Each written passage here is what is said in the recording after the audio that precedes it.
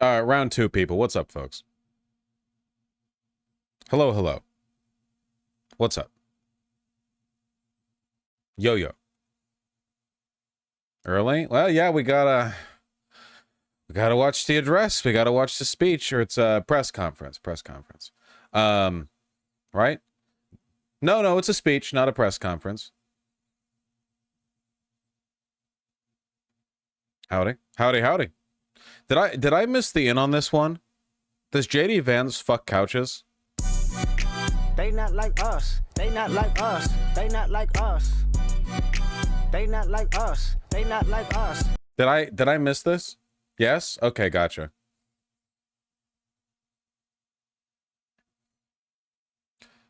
He apparently wrote about fucking a couch in a book. In Hillbilly Elegy, I haven't read it. Does Hillbilly Elegy contain an admission that he fucked a couch?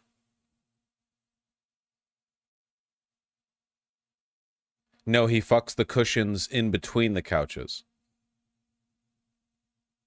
He had to release a statement saying he didn't fuck a couch.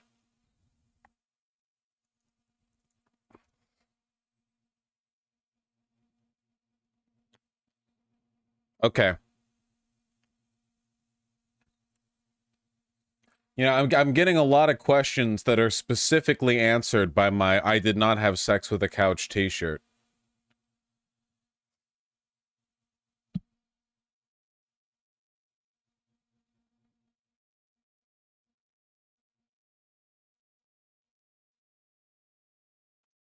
JD catcalling his ex. Couch me outside, how about that? What the fuck? Okay.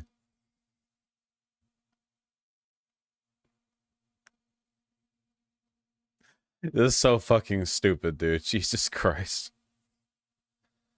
No, he wants to be the couch. Benjamin, you telling yourself all you like. Where are we at, Biden?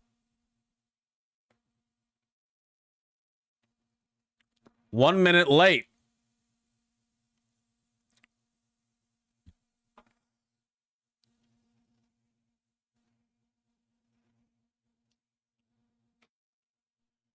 Oh. Oh.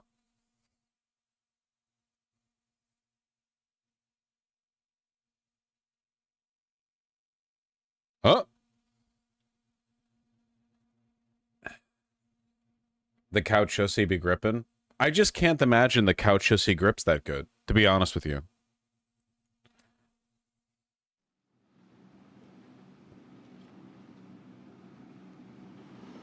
My fellow Americans, I'm speaking to you tonight from behind the resolute desk in the Oval Office.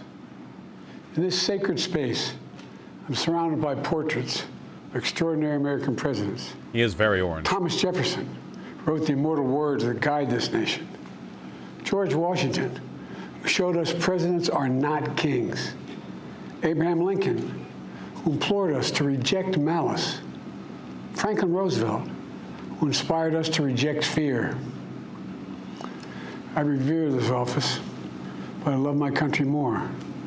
It's been the honor of my life to serve as your president. But in the defense of democracy, which is at stake, I think it's more important than any title. I draw strength and I find joy in working for the American people. But this sacred task of perfecting our union is not about me. It's about you, your families, your futures. It's about we, the people. And we can never forget that. And I never have. I've made it clear that I believe America is at an inflection point. One of those rare moments in history when the decisions we make now will determine our fate of our nation and the world for decades to come. America's going to have to choose between moving forward or backward, between hope and hate, between unity and division. We have to decide, do we still believe in honesty, decency, respect, freedom, justice, and democracy?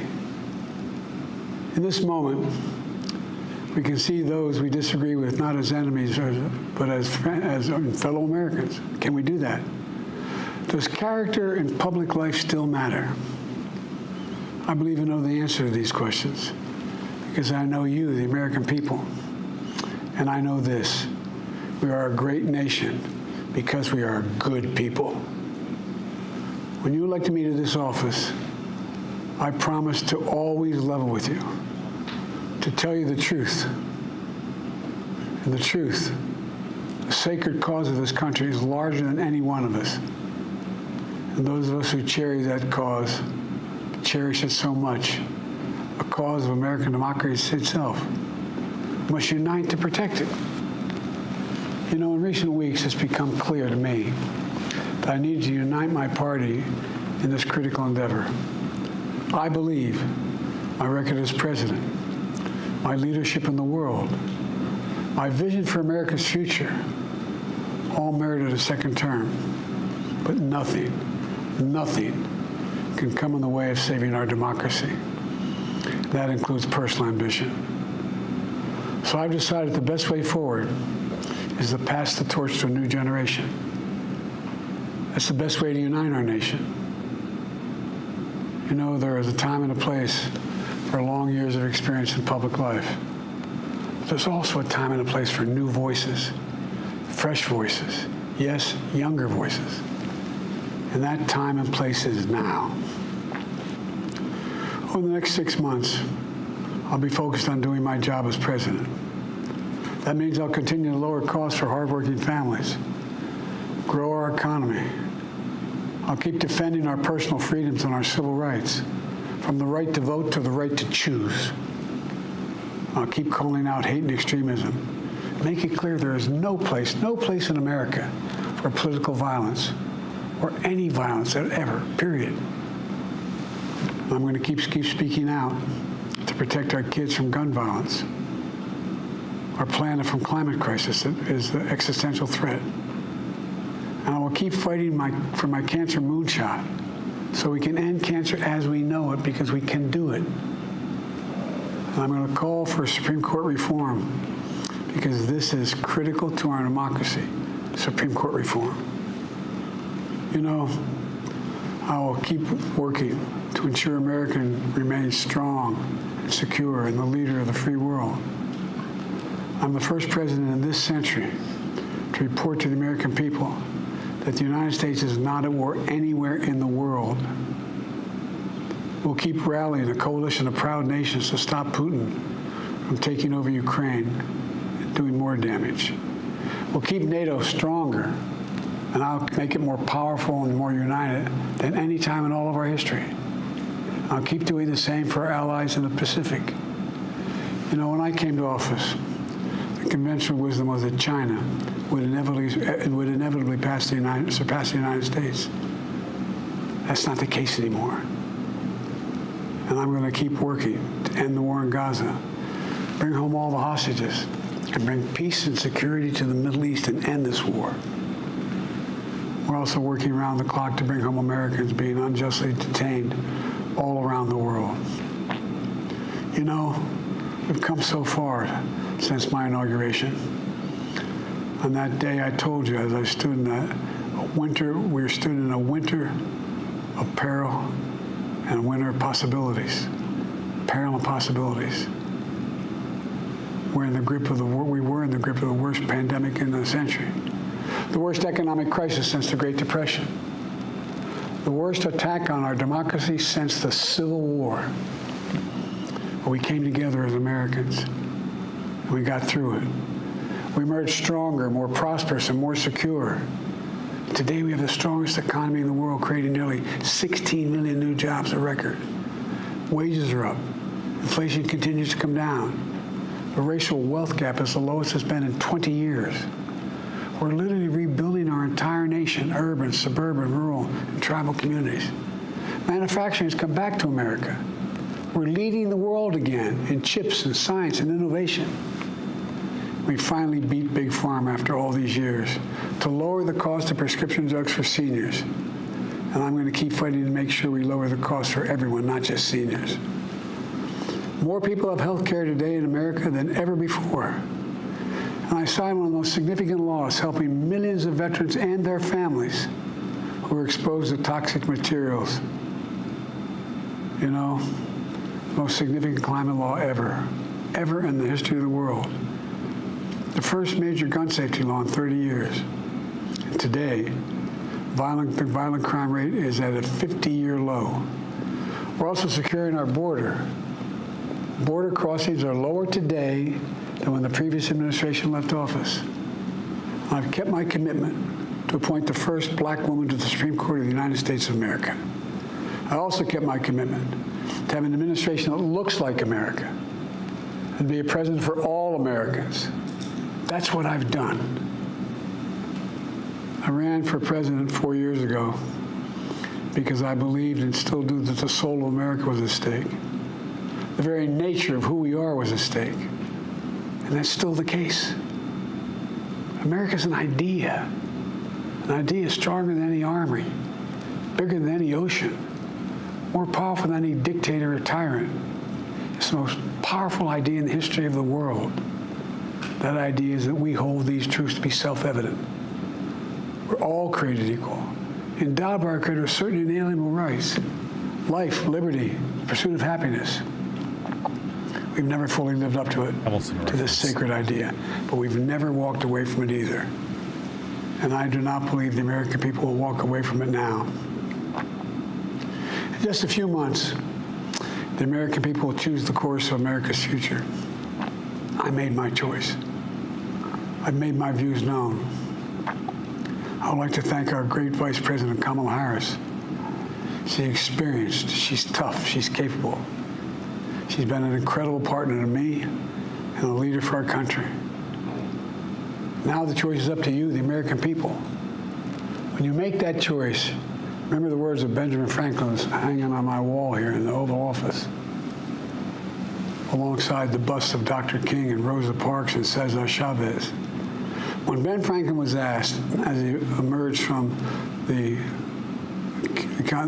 convention going on, whether the founders have given America a monarchy or republic, Franklin's response was, a republic, if you can keep it. A republic, if you can keep it. Whether we keep our republic is now in your hands. My fellow Americans, it's been the privilege of my life to serve this nation for over 50 years. Nowhere else on earth could a kid with a stutter, from modest beginnings in Scranton, Pennsylvania, and Claymont, Delaware, one day sit behind the resolute desk in the Oval Office as President of the United States.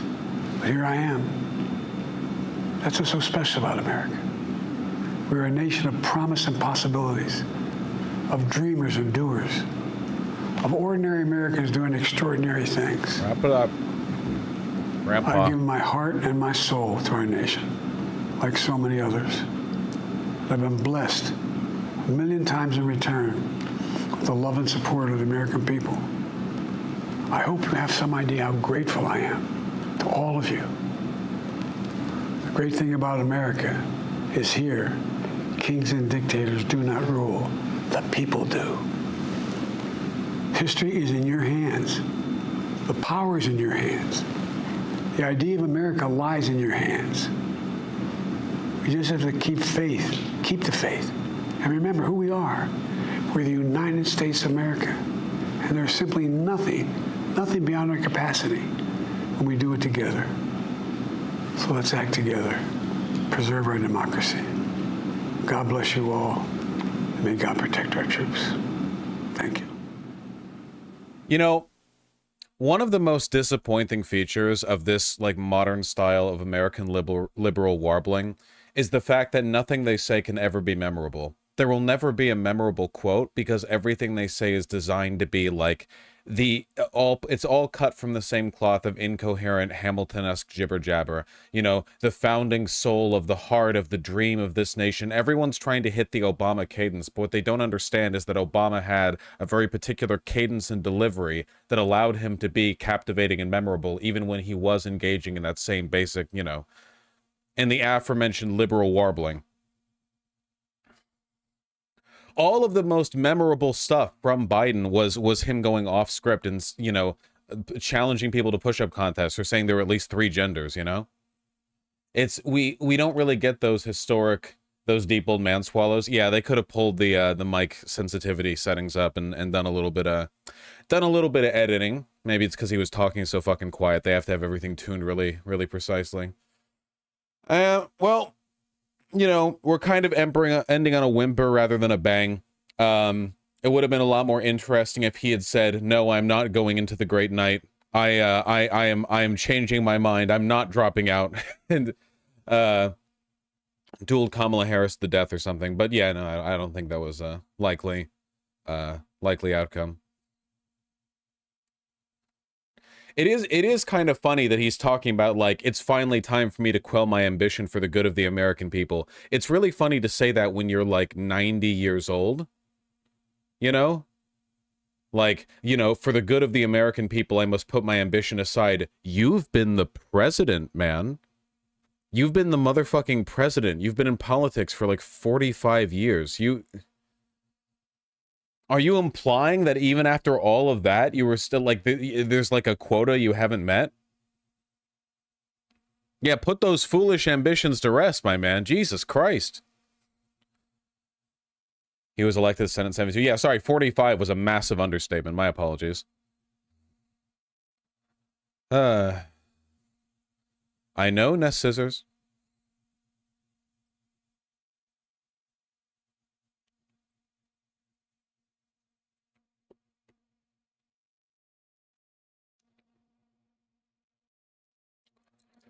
I do wish he'd admitted why he was stepping down. I just wish he could leave people with something to, like, believe in and rally around, rather than it being more of the same incoherent, warbling jibber-jabber. That would be nice. I think that would be cool, personally. You know?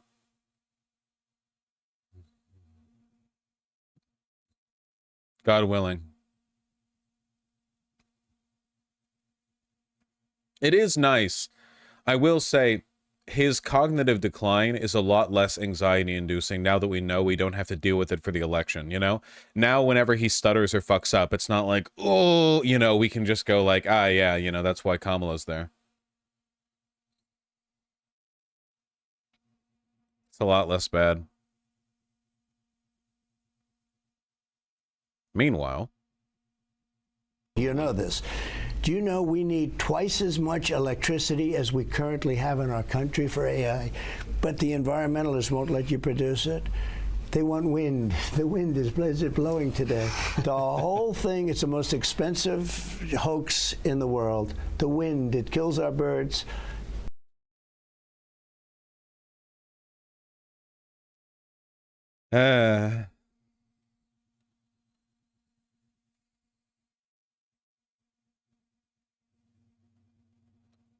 Insane that he didn't compare himself to Trump. He's stepping down, leaving for the nation while Trump fought to stay in illegally. Nope, sorry.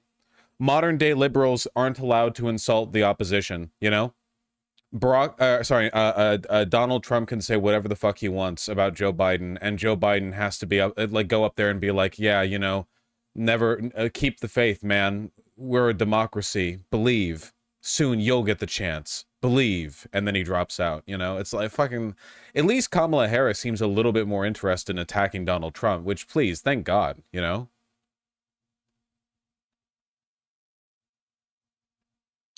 Why are you just linking shit? I should ban you people for linking something without any explanation for what it is. Did you see the New York Times calling on Kamala Harris to be more transphobic to appeal to the moderates? It is journalism's sacred duty to endanger as many trans people as possible. U.S. liberals have adopted some positions on gender issues that are out of the mainstream. Doctors in Europe, for example, believe the scientific evidence doesn't support gender transition hormone therapy for many children. Wrong! The wave of anti-trans legislation was motivated by political inquiry and by reactionary parties, not by doctors. Most Americans agree, while also opposing discrimination against trans people. Many prominent Democrats are well to the public's left in the subject. If Harris took a moderate position... Thank you, New York Times. That's probably an opinion column. Most are fucking devils. Yeah, but the New York Times does allow, like, which opinions go through, you know?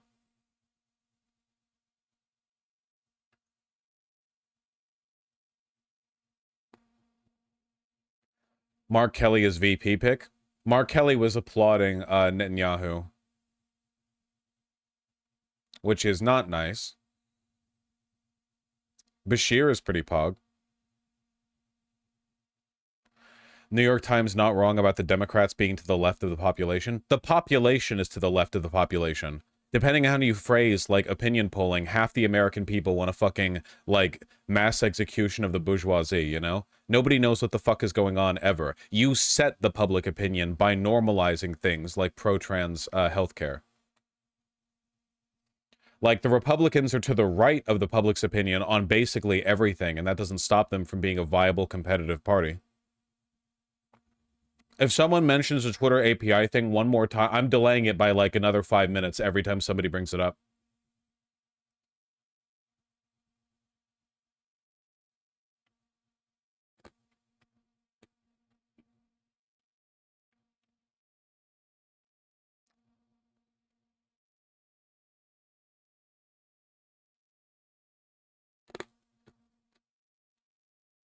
I don't know what that is. That's so cool.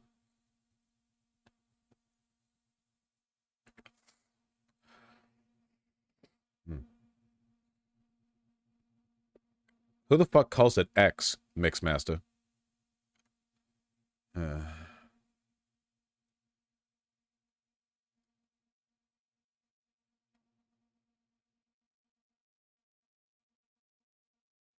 Lamau, get good. Were you even listening to me? What is wrong with you people? Even the media says X, formerly Twitter. Nobody thinks of it as X. Everyone thinks Twitter. Even the people who say X think Twitter. It's like gendering cisgender people, you know? You see somebody with a pussy and you're like, I mean, her, you know? It's difficult.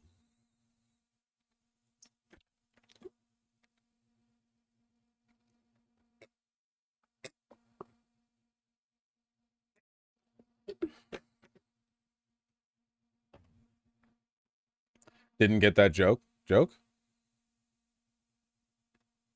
NerdLife420, if you ask me 7, 8, 9 times, you're not only not getting an answer, you're also getting banned. Why do you do this? Shut up.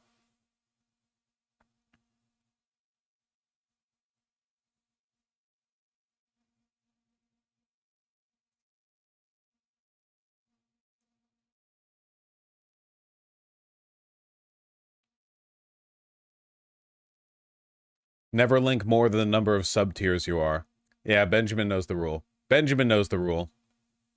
Harris DA weed record debunked? What does that mean?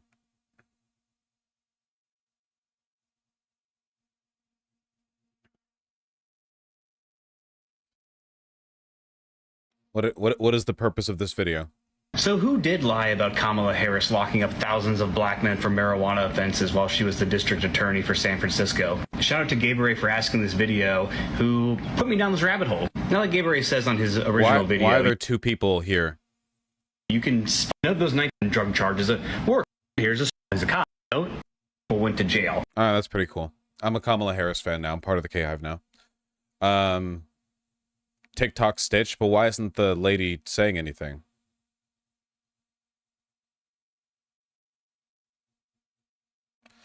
People on TikTok keep saying she locked up thousands of black guys. I mean, it's TikTok. First of all, Kamala Harris was the DA. Like, if people are arrested for committing a crime and she puts forward charges appropriate to the crime committed, then that's not like exceptional behavior. That's just her job. You know?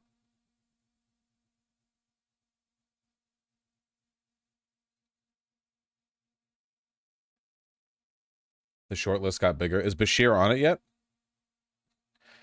The DA has discretion to choose which laws to enforce. That is true, but there's a pretty big difference between the narrative of Kamala Harris went out of her way to lock thousands up for weed versus Kamala Harris was not so much of an activist DA that she willfully refused to put forward lawful charges against thousands of people for weed, you know?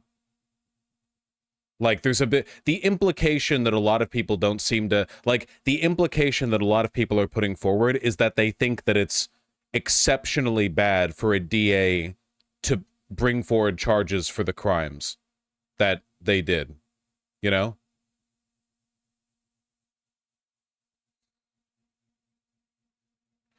The point of the TikTok is that it turned out she didn't lock up thousands for marijuana. The number was 50. Well, of course she didn't lock up thousands for marijuana in her time as the DA of San Francisco. That would be, like, for one city? Thousands? That's a lot of people, man. The narrative is that she admitted to smoking weed while locking people up for it. Well, yeah, of course.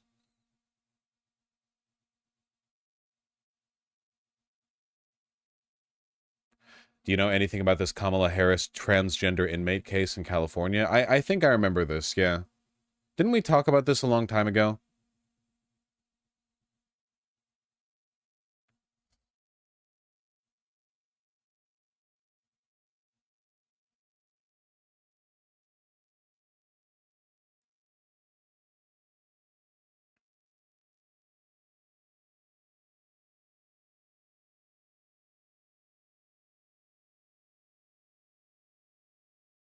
Get out of here. Why are people even talking about it? I don't really know. I feel like a lot of this stuff was litigated back during the primary debates.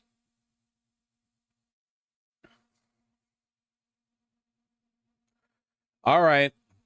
Fine. We can talk about it.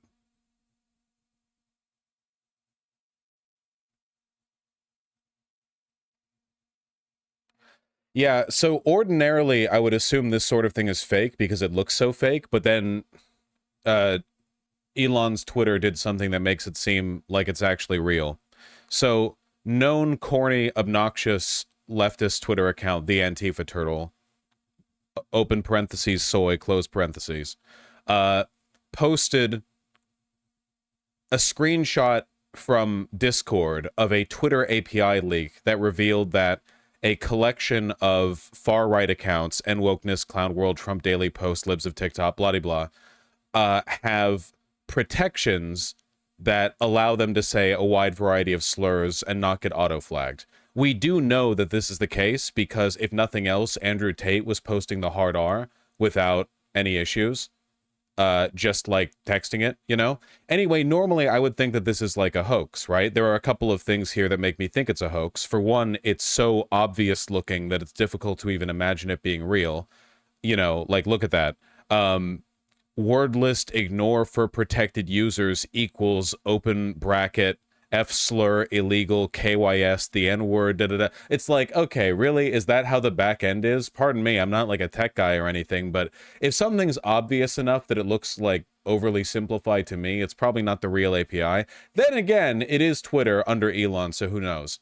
Anyway, this account right here got nuked from orbit almost immediately after posting it. I think it was like an hour or two after posting it, got nuked. And then other accounts that have screenshotted that and showing that the account's been suspended have had the manipulated media tag underneath it, which I've almost never seen before. It doesn't even explain how it's manipulated. It just links to this, the X Help Center Synthetic and Manipulated Media Policy. You may not share synthetic, manipulated, or out-of-context media that may deceive or confuse people. When is this ever enforced? And lead to harm. When have you ever seen misinformation on Twitter get hit with this? Like, again, normally I would immediately assume that this is fake, but the fact that the person who posted it got suspended and then everyone else is getting the manipulated media tag, now I think it's real. You know? I can't litigate and I can't argue. Like, this is an area where people in chat can be like, this looks fake or not fake to me, and I can't engage with it. Like, I have no way of, like, all I'd be doing is going like I'd be doing the like Joe Rogan thing and me going like, oh yeah, that makes sense. Oh yeah, that makes sense. Oh yeah, okay, that makes sense. Like, I can't really engage with it. All I can say is that, fake or no, the way it's been responded to makes it look extraordinarily real. Like, really extremely real. Behaviorally, socially, it's real. That's mystical. What did I just say?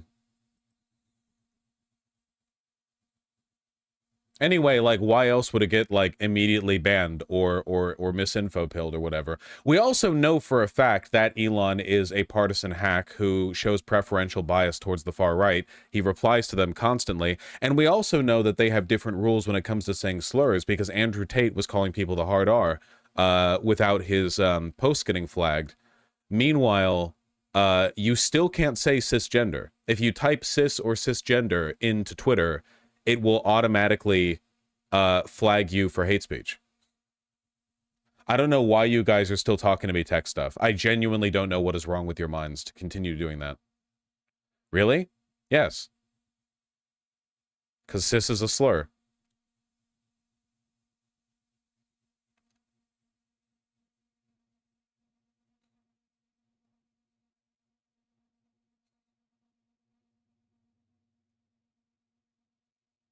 Those users still can't use cis either. It's not in the allowed list. Well, there you go. They would never use it anyway. I can't believe that Elon Musk's daughter disparagingly called him cis once, and that was it. And it's now like the one word that sends him back, you know?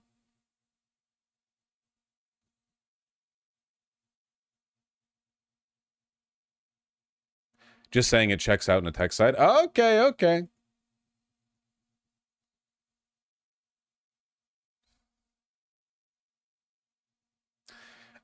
N-Wokeness, Clown World, Trump Daily Post, Trump War Room, Trump Real Donald Trump, POTUS45, Donald J. Trump Jr., Eric Trump, Team Trump, Elon Musk AOC, Elon Musk PD, Elon Musk PDA, Doge Designer, Cobra Tate, Tate the Rails Man. Rails, I think that's a typo. Libs of TikTok, Russia, MFA underscore Russia. And then here's the list of slurs you can say. Have fun, you know, reading it, I guess. Those accounts are also being algorithmically boosted because Elon is personally a fan of him. Yeah, I think it's crazy that in spite of, even though this site has been taken over and like the far right accounts, the Nazi accounts are getting boosted by Elon, it's still pretty clear the majority of the site doesn't agree with it. You know, like in the normie circles, there will be anti-Trump tweets that cycle and get like 300, 400,000 likes, you know? Twitter is still predominantly used by younger people, which means they're going to be slanted at the very least against Trump, you know, towards the left.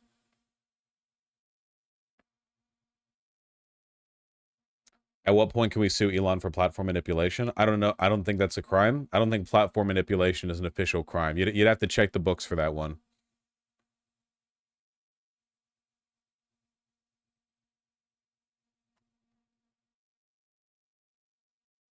Yeah, and wokeness is Jack Posobiec, yeah. Can we sue him for being cringe? Well, that is a crime, you know. Is being annoying a crime? If it's not, it should be.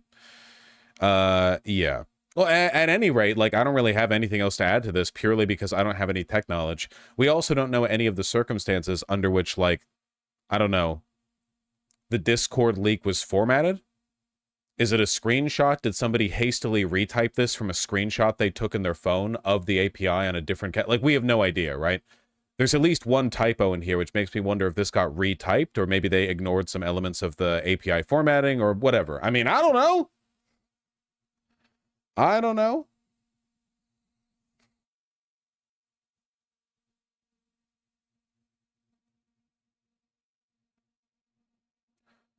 Or maybe it's fake. Or maybe it's fake. Though again, if it's fake, incredibly weird to respond to it by suspending the account that posted it and hitting all the other accounts that post it with blank manipulated media tags. That's really weird. Like on this website where people are constantly flooding it with misinformation and doctored posts and AI everything for this specifically to get the manipulated media tag. Pretty wild.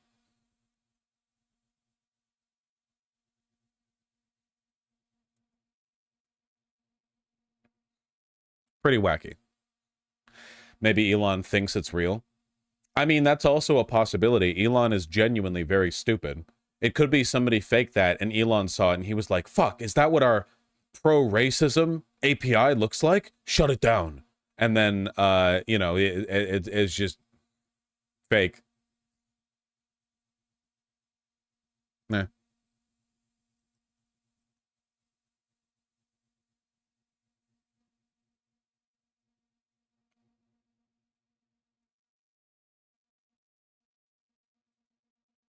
Obama doesn't believe Kamala can beat Trump. Why the fuck are you citing me information that's a New York Post exclusive? It's not even being posted from New York Post. This is a so-called exclusive. Obama's very upset because he knows she can't win. The Biden family source told the Post. You kidding me, man? An anonymous person related to the Biden family told the New York Post, Obama knows she's just incompetent. The border czar... Really? The border czar who never visited the border... This is like... yeah, Obama also said that Kamala Harris is a DEI pick, and he called her Kamala Haktua, which is why he thinks that she can't win.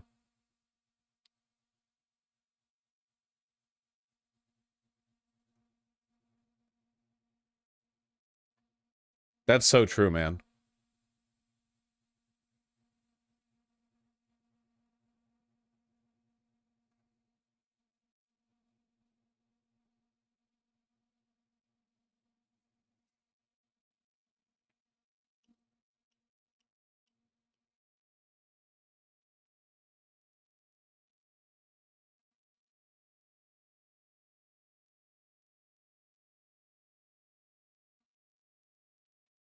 According to the source, Obama's hope was to get Biden out of the way, and an article written by George Clooney in the New York Times asking him to step aside was part of that plan.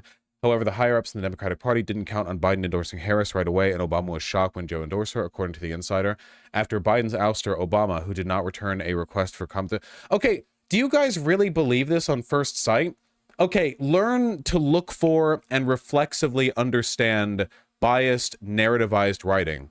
First of all, Obama's hope was to get Biden out of the way, and an article written by George Clooney in the New York Times asking him to step aside was part of that plan. Part of the plan? Are you suggesting to me that the person who wrote this article has insider knowledge on Obama's top secret fucking political machinations? The plan? What plan? The plan? However, the higher-ups in the Democratic Party, who? What higher-ups? Didn't count on Biden endorsing Harris right away, and Obama was shocked when Joe endorsed her, according to the insider. Which insider? We're trusting all of this based on, I don't care, Benjamin. Just a random insider, such and such?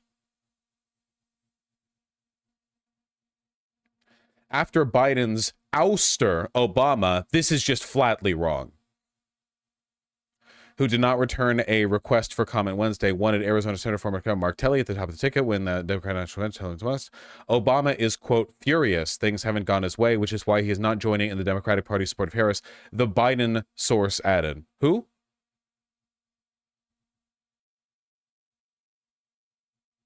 And again, we're citing the New York Post here. Wow. And this post reporting on it on Twitter that's picking up stocks, options, news, crypto market, and tools, not advice. Makes you wonder what kind of person that article is for. Clearly, Obama is racist. From Clifton Duncan. That's nice. Oh, wow. Developing a one-man play about Thomas Sowell. That's crazy, man.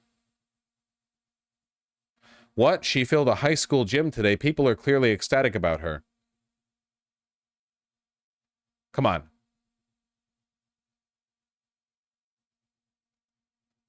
You just believe this shit?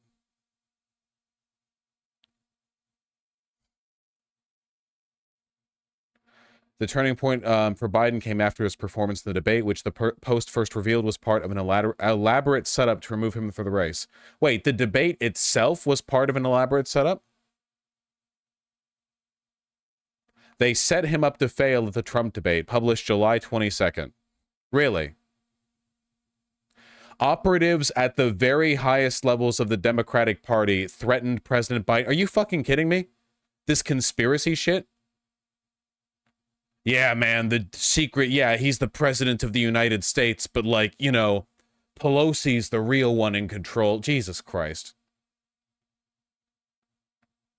But the source doesn't have high hopes for a TV debate between Trump and Harris. When Biden was still in the race, a second debate was scheduled for September 10th. Wait until the debate. She can't debate. She's going to put her foot in her mouth about Israel, Palestine, Ukraine. She's going to say something really stupid. Wow, what a coincidence. The anonymous Biden family source the New York Post has exclusive access to shares Obama's opinion that she can't. Oh, that's really convenient. Wow. Who would have guessed that the source they're using also has the same partisan political opinions that Obama is having projected onto him in this unverifiable nonsense?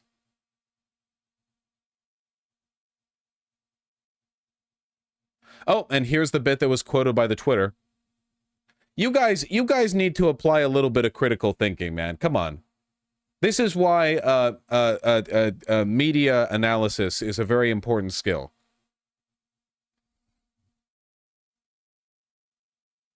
Another well-placed Democrat source said,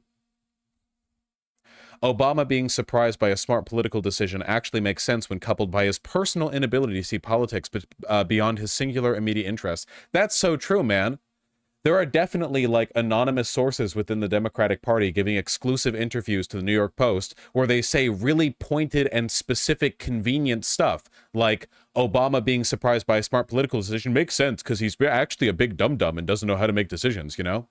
Obama always thinks he's the smartest and coolest guy in the room. These are definitely the sorts of things that are reported by Democratic Party insiders, you know? It's not like them hurriedly saying shit like, yeah, it's a mess in here, and then they run off with like a coffee in each hand or whatever. It's actually them like looking directly into the camera and saying, yeah, so let me like give you a point-for-point breakdown on how everything the Republicans say about every Democratic Party official is completely true, you know?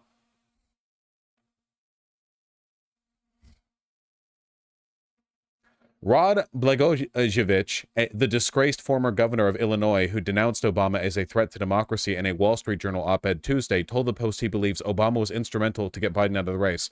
So does his report matter?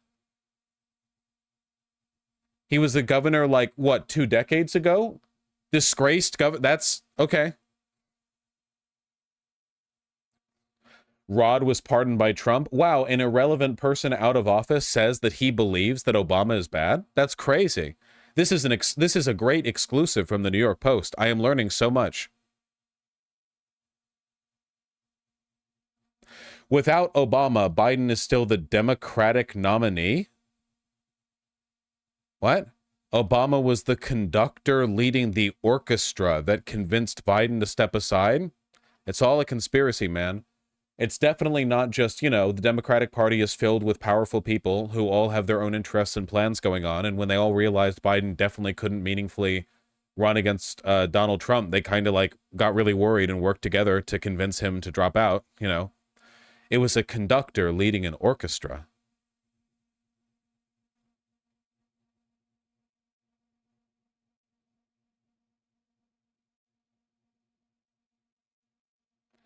He's running the Democratic Party like a Chicago ward boss from the shadows in the back room. Blagojevich, the disgraced former governor who's out of office and committed crimes and had to be pardoned by Trump, said. In this case, it's a big back room because he has a lot of big houses. Wow.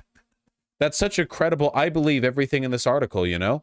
The nonpartisan and unbiased attitude with which they cover this information really makes me believe the insider intel that they literally could have just made up completely whole cloth if they wanted to, you know?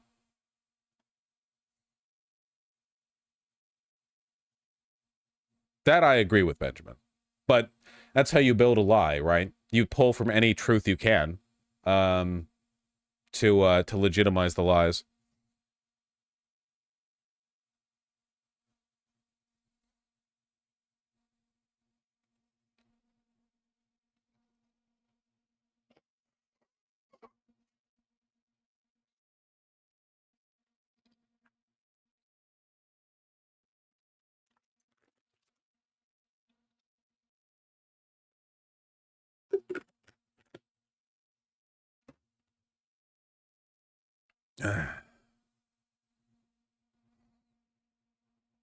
What the fuck are you talking about, 5784? What are you yapping about, mister?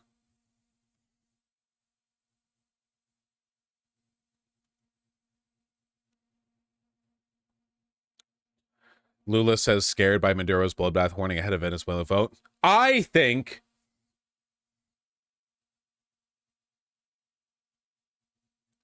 that Brazil should invade Venezuela.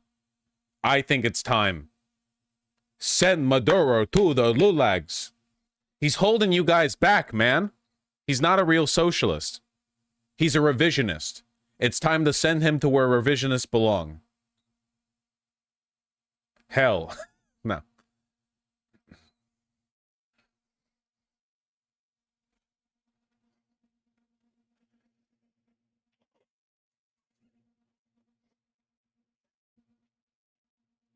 Ugh.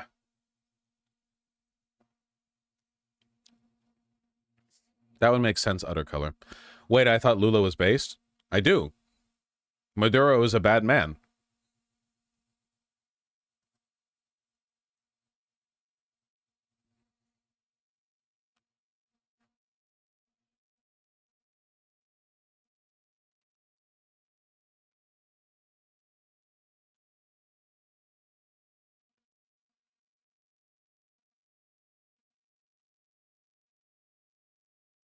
And by the way, Kamala will not be your first female president.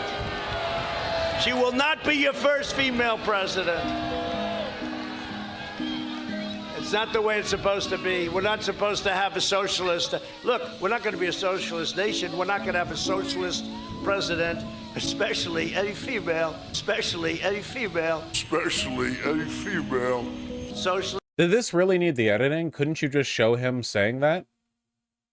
president, we're not going to have it. We're not going to put up with it. It's not going to happen.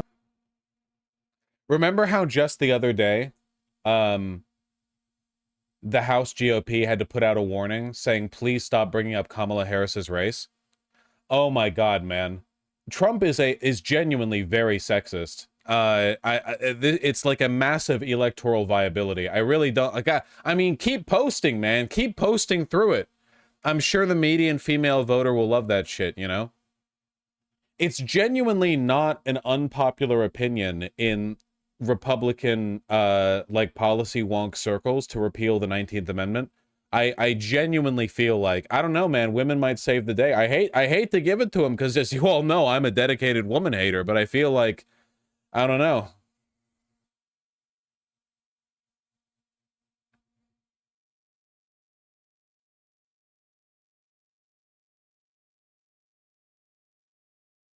Why do you care, Dylan the villain?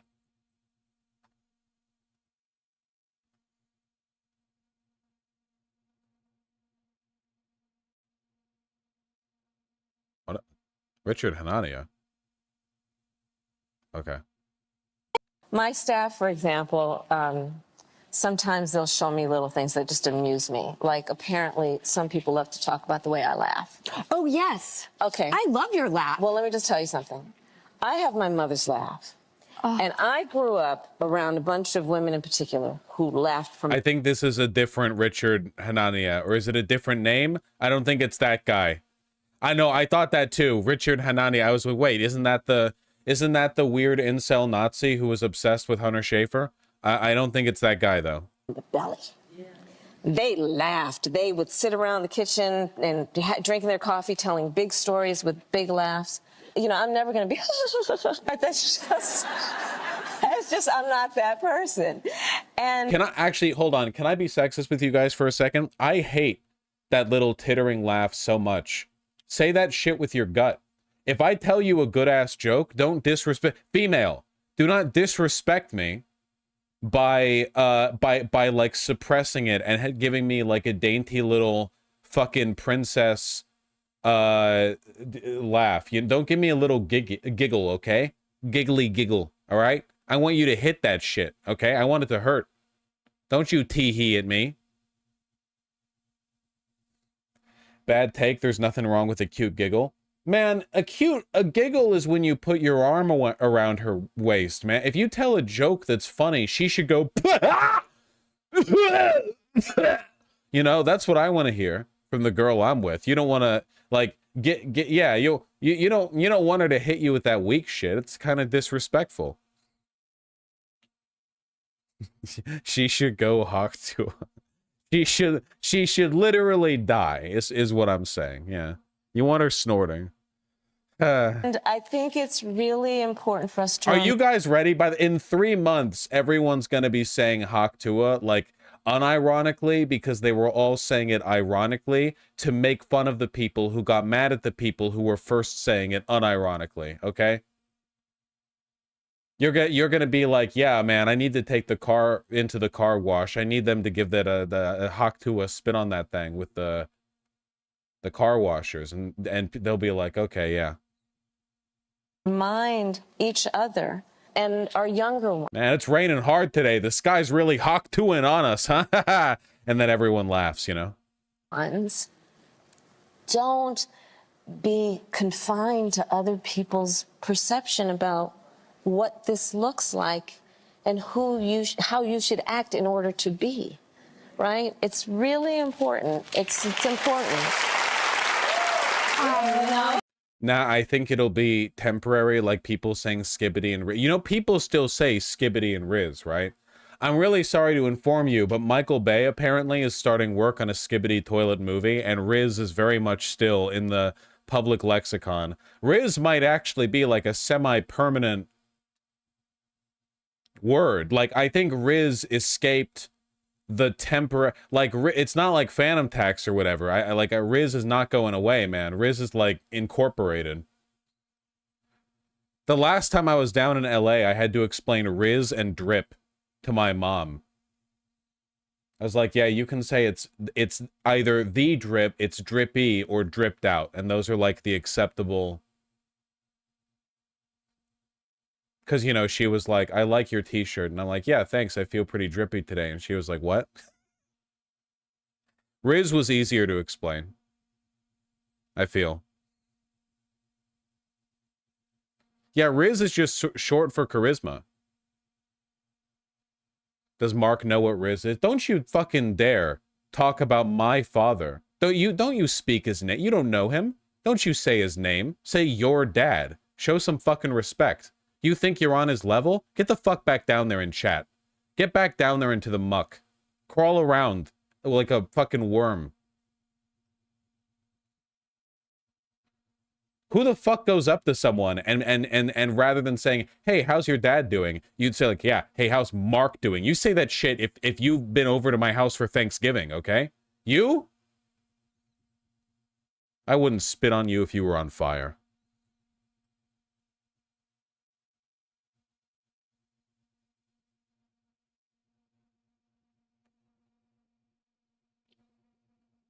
I would knock Tua on that flame. I wouldn't hawk Tua on you if you're on fire. That 3 months from now, that's gonna be the phrase.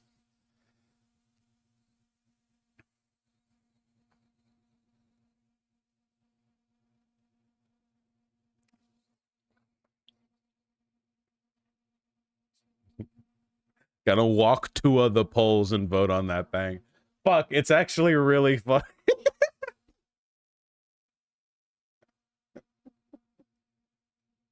If Kamala drops that, that'll be like the Pokemon go to the polls, but 50 times better. That would win the election right there. If she owned it, oh my God. 50 state sweep. 50 state sweep plus Puerto Rico plus the Isle of Samoa. It's gonna be everyone. We're winning every fucking territory.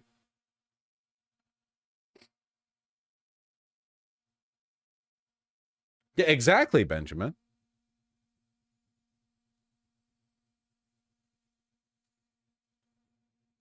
Does Kamala acknowledge the coconut meme? It would be less funny if she did.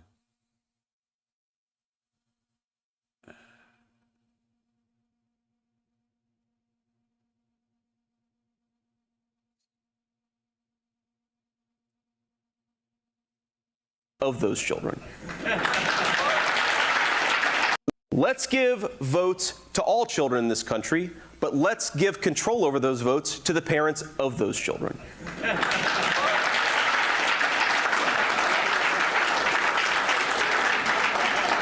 All right. I am now on Candace Owens aside, when it comes to the abortion question, black families, you gotta stop. It's 8 kids per, okay? You motherfucker. I want every black mother to walk to the local polling booth and cast 50 votes, okay? It's time. All right? We're going to use their own stereotypes against them.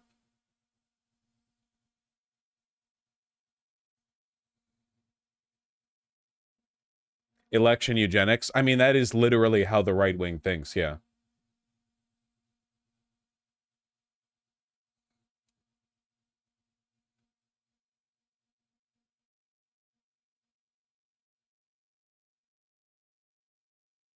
No, Posadist, I have not heard about that.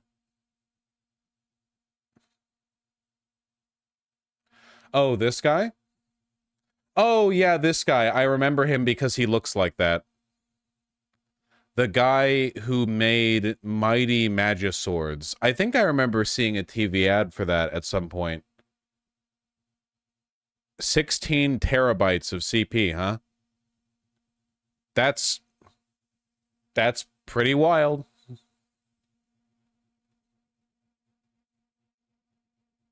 You know, past a point, it kind of makes you feel bad for guys who have this phenotype, you know? Because I don't think they're, like, I think probably most pedophiles in America are, like, weirdo, abusive dad types. You know what I mean? Like pastors and that kind of thing. I don't think the median pedophile looks like this because I just don't think many people look like that. But, you know, it's just...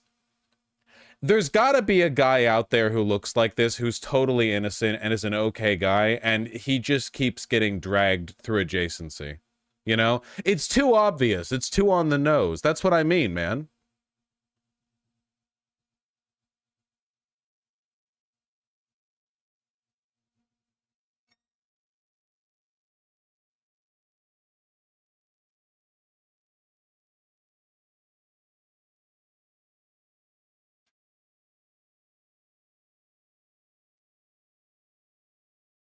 I want him back.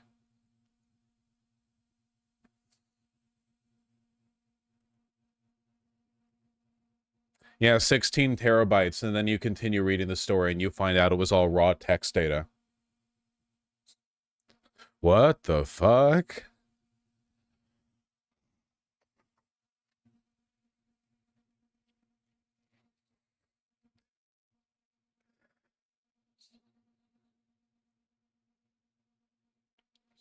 Trump is like the Joker after Batman dies. That's true.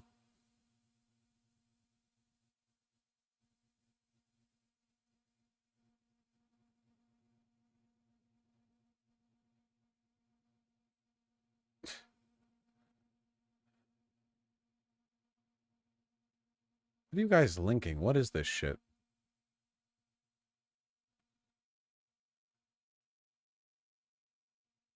I'm sure federal investigators have their way, Miss Fazzy. Anyway, weren't we watching JD Vance?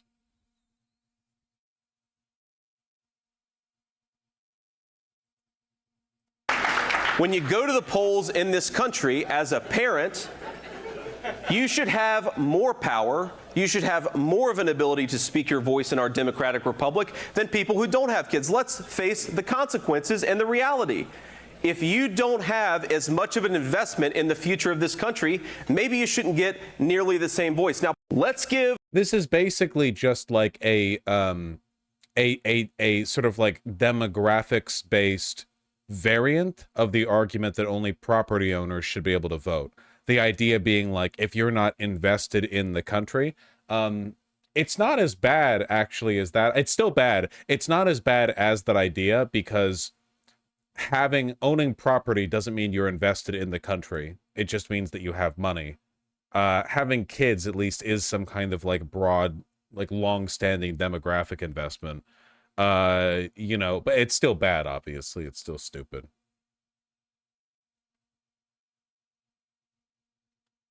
They would if they could, Alec Gunther. Pete is going really hard for the VP slot. He doesn't bring in an important state, man. Oh, sorry, I can't watch snap. the Tonight Show. Oh, that'll get me copyright cucked.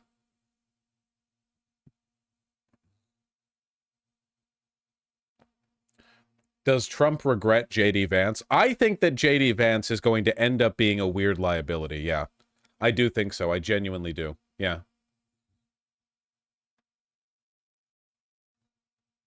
How come you didn't talk about this when it came out? That's a very presumptive and, dare I say, rude way of bringing news to my attention. And all it is like an update on crime rates. I mean, June 11th, it's very possible that I was out. I was sick at this time when this article came out. But I have talked about the crime rates going down.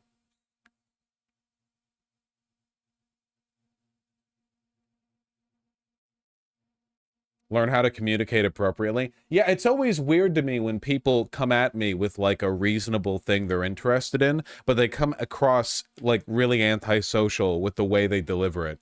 And it makes me think like, you could have done so much better. You were so close, you know? You tripped at the finish line. You got my attention. It was something I was interested in. Just the way that you presented that information kind of came across a little bit off-putting. Wait, do I do this? Benjamin, I've got a hard truth to... Benjamin, it's time you and I had a conversation. Actually, no, you don't really do this that often.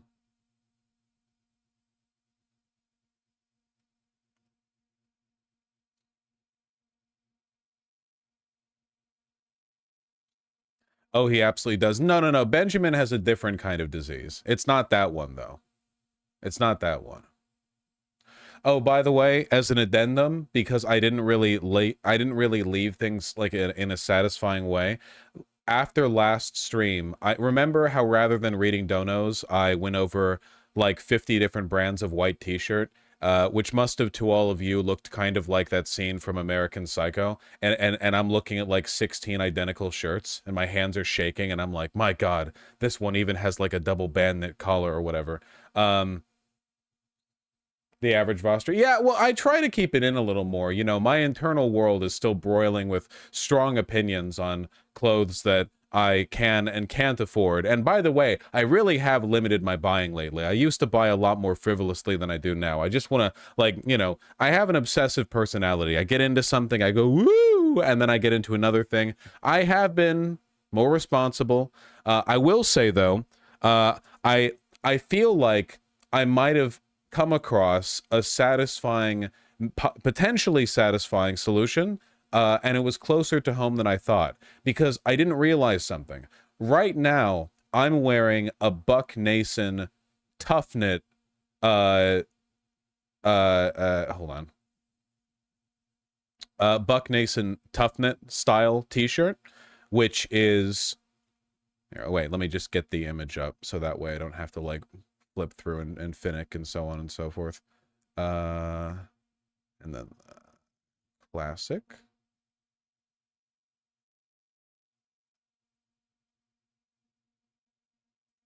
There we go. Look, see? Right now I'm wearing this literal shirt, which is the tough knit shirt. And I like it and it's really comfy, but you might notice the sleeves are kind of long. But what I didn't realize is that I was wearing the boxy tough knit, and they actually have a non-boxy variant, which is this, and its sleeves are both shorter and angled better for the kind of thing that I'm thinking about. And I don't know, you know, that's like a little more doable. I also have this on the way, which is their J-Press collab pocket t-shirt, and that's real crisp. And if you're wondering, by the way, why does this look so fresh, accessories, watch, bracelet, necklace, sleeves cuffed, and high-waisted pants. Really nice cloth belt. But yeah, anyway, that's, yeah. I don't know anything about women's fashion, loser bucks, and I'm really sorry to hear that, bubologism. You got to take a sewing class. I actually know a little bit about sewing. I you know, I'm by no means an expert, but I used to help my mom out with some house orderly stuff. that being said, I wouldn't want to like hem a shirt. You need a sewing machine for that. You know, that's different. There's patch repairs or whatever, and then there's like, you know, hemming a damn shirt. That's a whole thing. Well, I don't mind taking it to a tailor. Anyway, we're not done with the content, okay? This is the second stream today. I found there's a shirt with 4 front pockets called a Yucatan shirt. I don't think I'm familiar.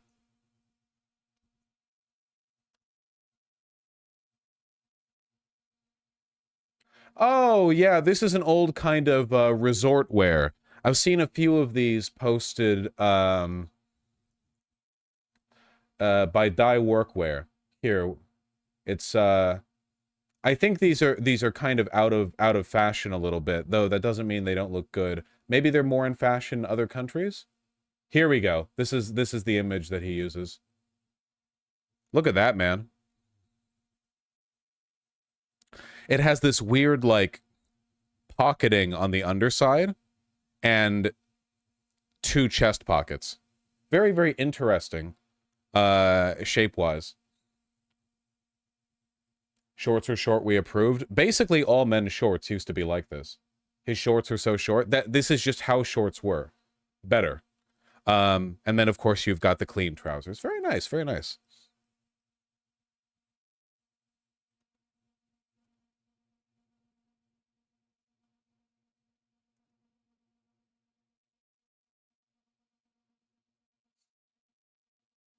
They look significantly worse than long shorts, IMO. Well, you know, to each their own. It's a different language.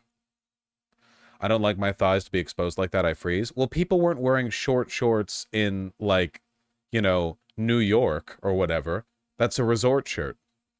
Sewing machines are cheap and so much easier than hand sewing. I have a sewing machine. I have a vintage one that I got at the thrift store. Well, I got it for Vermin, not for myself. A Cuban shirt is a good fashionable alternative. I have a Cuban shirt. Well, yeah. I mean, I have a few, I guess.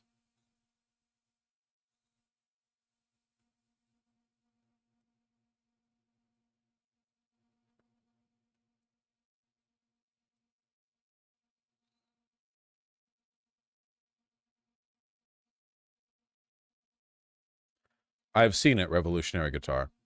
Thoughts on sewing patches like for jackets and stuff? That's cool.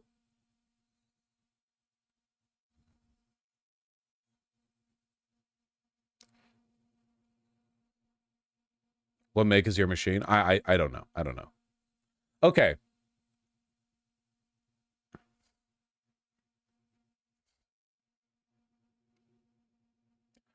I saw this.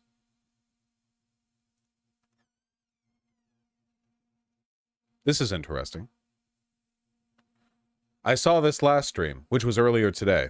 My Uncle Donald Trump told me disabled Americans like my son, quote, should just die. Which is an interesting one, you know. I don't talk about ableism that much because ableism is a very real problem in a wide variety of ways. The Nazis, the original Nazis, would create propaganda encouraging the German public to accept the idea of the euthanization or sterilization of disabled people or people with hereditary defects because it was seen as a burden on the public good. Yes, useless eaters was the idea. And in modern day America, obviously ableism is very alive and well. It's obviously not reached that point. You know, that's not the bar we've hit quite yet, but it's still a very real issue. And I do think it's worth remembering that in a fascist America, it is insanely easy to immediately turn to this. It's just not very rhetorically effective on the campaign trail. You know what I mean? Like, the demonization of disabled people isn't something that's going to win you votes in America today. It's something that you can very easily defer to when you have the ability to, though. It kind of comes naturally. Because disabled people are disabled, meaning that in many cases, all you have to do to hurt them isn't even to do something like against them, but rather to remove things being done for them, like, you know, the ADA. There are a number of provisions that you could alter, remove, damage that would... I'll read the article. When my uncle was elected president, I recognized what a highly privileged position I would be in. I'd have some access to the White House. And as long as that was true, I wanted to make sure I used that access for something positive. I was eager to champion something my wife, Lisa, and I were deeply passionate about, something we lived every day: the challenges for individuals with intellectual and developmental disabilities and their families. One thing that a lot of people, especially fascists, don't like to acknowledge is, first of all, the median internet neo-Nazi is some kind of disabled, okay? You motherfuckers are not getting pussy. It shows in your posts. Second of all, many of history's greatest men were quirked up autistic baddies, okay? If you look back at great inventors, great statesmen, great artists, you will not find like a big collection of extremely well-adjusted, socially normalized individuals, okay? A lot of them were varying between somewhat mentally abnormal to extremely mentally ill. And you know, they made their marks in history, so... Albert Einstein, dude, it's literally like all of them, basically. Like Tesla and Einstein and Isaac Newton are easy, clear one, but like basically any major artist. It's crazy, dude. Like, it's... Yeah. Our son William, our third child, was born on June 30th, 1999. Within 24 hours, he went from seemingly healthy to fighting for his life in the NICU. Raising him was different from the start. William was diagnosed at 3 months with infantile spasms, a rare seizure disorder, which in William's case altered his development physically and cognitively. We had so many questions. What would the future hold for someone like William? How far could he go? How much could he learn? Would he ever have the chance to do the things that other children do? We just didn't know. It took 15 years before his medical team could accurately pinpoint the cause of his condition. A KCNQ2 mutation, a genetic misfire that the doctors called a potassium channel deletion. Okay? In our journey with William, Lisa and I had become close to some truly inspiring parents and dedicated advocates who are doing amazing work to improve the day-to-day reality for families like ours. It's a huge lift for caregivers, not to mention the constant need to mitigate expenses. There are so many different demands and challenges, but there are things that the government could do, some things that can only be done by the government, both federal and state. We wanted to bring knowledgeable people to the White House to see if we could make a difference. Lisa reached out to my cousin Ivanka, there we go, who was working in the White House as an advisor to the president. Ivanka got right back to her and said she'd be happy to help. She provided a contact for Ben Carson, the retired neurosurgeon who was Secretary of Housing and Urban Development. Right. We brought several talented advocates with us for a meeting with Carson and members of his senior staff in April 2017. If ever you need further evidence of intelligence being compartmentalized, never forget that Ben Carson, pyramids were grain silo storage. Ben Carson was not only a talented neurosurgeon, but a world-leading neurosurgeon. Look, I said as we got started, I'm the least important person in the room. I wanted the focus to be on the others who knew a lot more than I did. They immediately started floating ideas, which was exactly why we were there. Our collective voice was being heard. It was a start. Wow. Man, look at the bloom on this photo. The white on the shirt and cuffs are radiating. This is, the camera was doing something special here.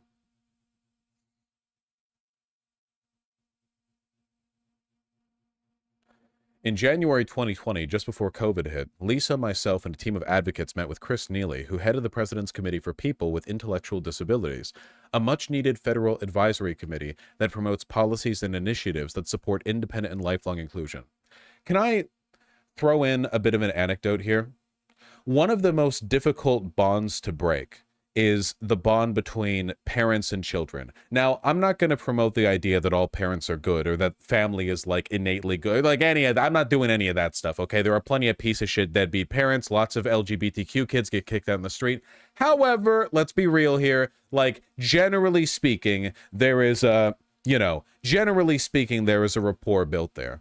I think that in America today, even though the Republicans often run on unimaginable, obvious cruelty, if the Republicans came out and they said, yeah, as of now, if you have an autistic child, we'll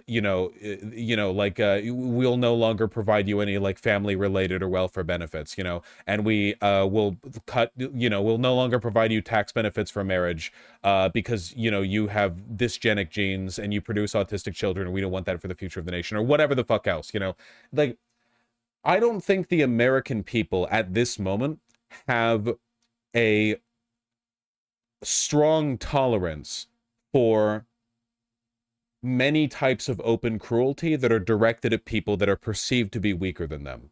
Even with the cruelty directed at, say, gay or trans people, it has to be couched behind some extra bulwark, some step between. It's not, the Republican Party is not out there saying, trans people are evil. There are plenty of accounts that say it, and they imply it strongly, but the official line is, trans people promote transgender ideology, which is grooming our children, which is evil.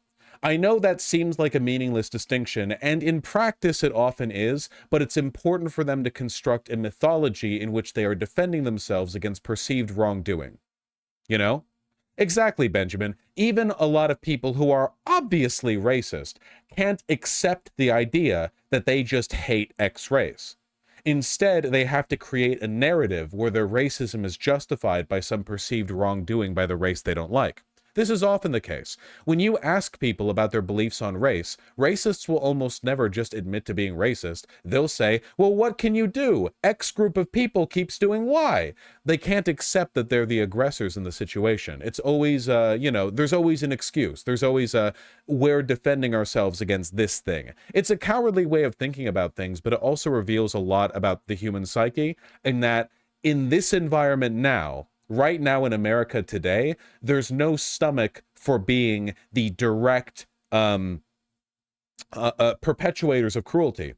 With the Nazis, they couldn't just say, we hate disabled people. What they had to say was, disabled people are harming the state, harming the nation, by being worthless, eaters, by consuming without producing.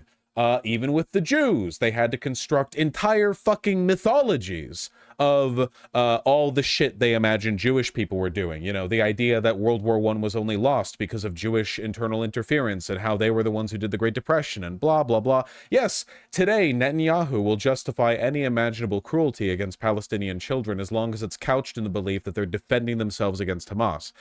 The reason I say all of this is because the construction of this narrative, this what can you do to justify bigotry narrative, it's essential to the myth making. And it's not easy to explicitly do against disabled people because it's really difficult to come up with a politically convincing narrative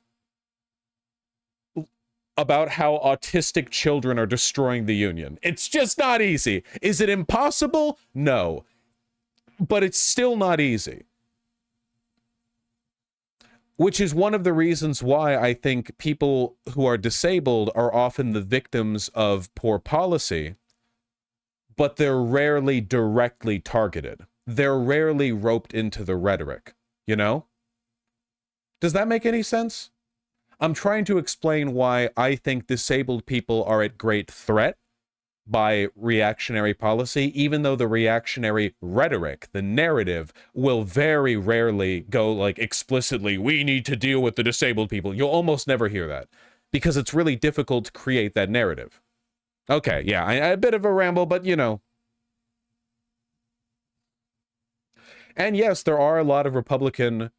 Man, do you have any idea how many Republican voters there are who either are related to or are themselves some kind of disabled, welfare-reliant, like, I don't know, redneck, older white person or whatever? There are so many. Go out into any, like, poor, white, rural county, and you will find an enormous number of white people aged, like, 50 and up who are not in very good health and who do rely on the state heavily for their continued existence, but still vote for people who are promising to take away their, medical, their access to medicine. Anyway, here. Veterans tend to be physically disabled. Yeah. Keep getting on the wrong sides of IEDs. I mean, I've been fighting in the meme war down there in the trenches for what feels like forever now. And I've never gotten hit by one, but, skill issue. Also, people can become disabled, Vosh. It's super hard because most people understand They're one accident away from, I'm assuming you mean most people don't understand they're one accident away from losing an arm or something. Yeah, a lot of people don't think of themselves as potentially disabled, which everyone should. Like, everyone is one bad day away from being disabled, right? Like, it's literally like in like minor ways and in severe ways. You could have the genes for disability already coded into you and it could activate tomorrow. You have no idea, man. You have no idea. You have no clue. You could already have cancer, dude. Did you get tested for it today? You have no idea. This is scary to think about. Yeah, life is fragile, you know, which is why we should try to build society in a way that is compassionate towards people, even people who have natural disadvantages, you know?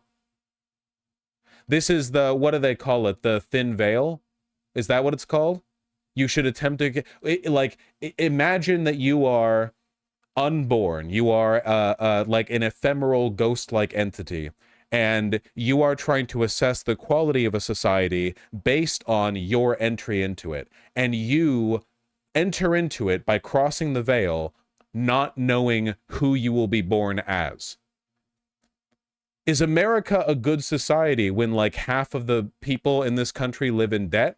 That you have like a what, 1 in something chance to be in poverty, or 1 in something chance to be homeless? You could end up being the president of the United States. You could end up being a junkie living in the alley behind the dentist clinic. You have no idea. It's one way of determining whether or not a society is good. This is a way in which America is kind of sort of a little bit of a shithole compared to a country like, say, Finland. Finland is, in a lot of ways, let's be clear here, gay and cringe. We are not Nordic stans. We are not cringe like Bernie crats who learned what socialism was from Bernie memes in 2016. Thank you. But they got a lot less homeless people, man. A lot less.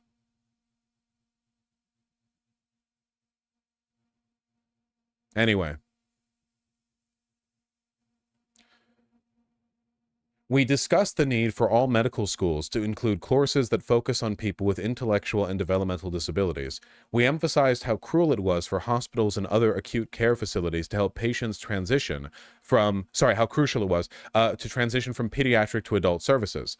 We emphasized the importance of collecting sufficient data to explain medically complex disorders. This was not about more government spending. It was about smarter investing and greater efficiency. I want more government spending, man. But sure, whatever, phrase it however you want. We spent the next few months making calls and talking with officials and gathering our own recommendations, giving special attention to the critical need for housing support for people with disabilities. We were back in Washington in May. By this time, COVID was raging. We were all masked up and COVID tested on the way into the White House cabinet room.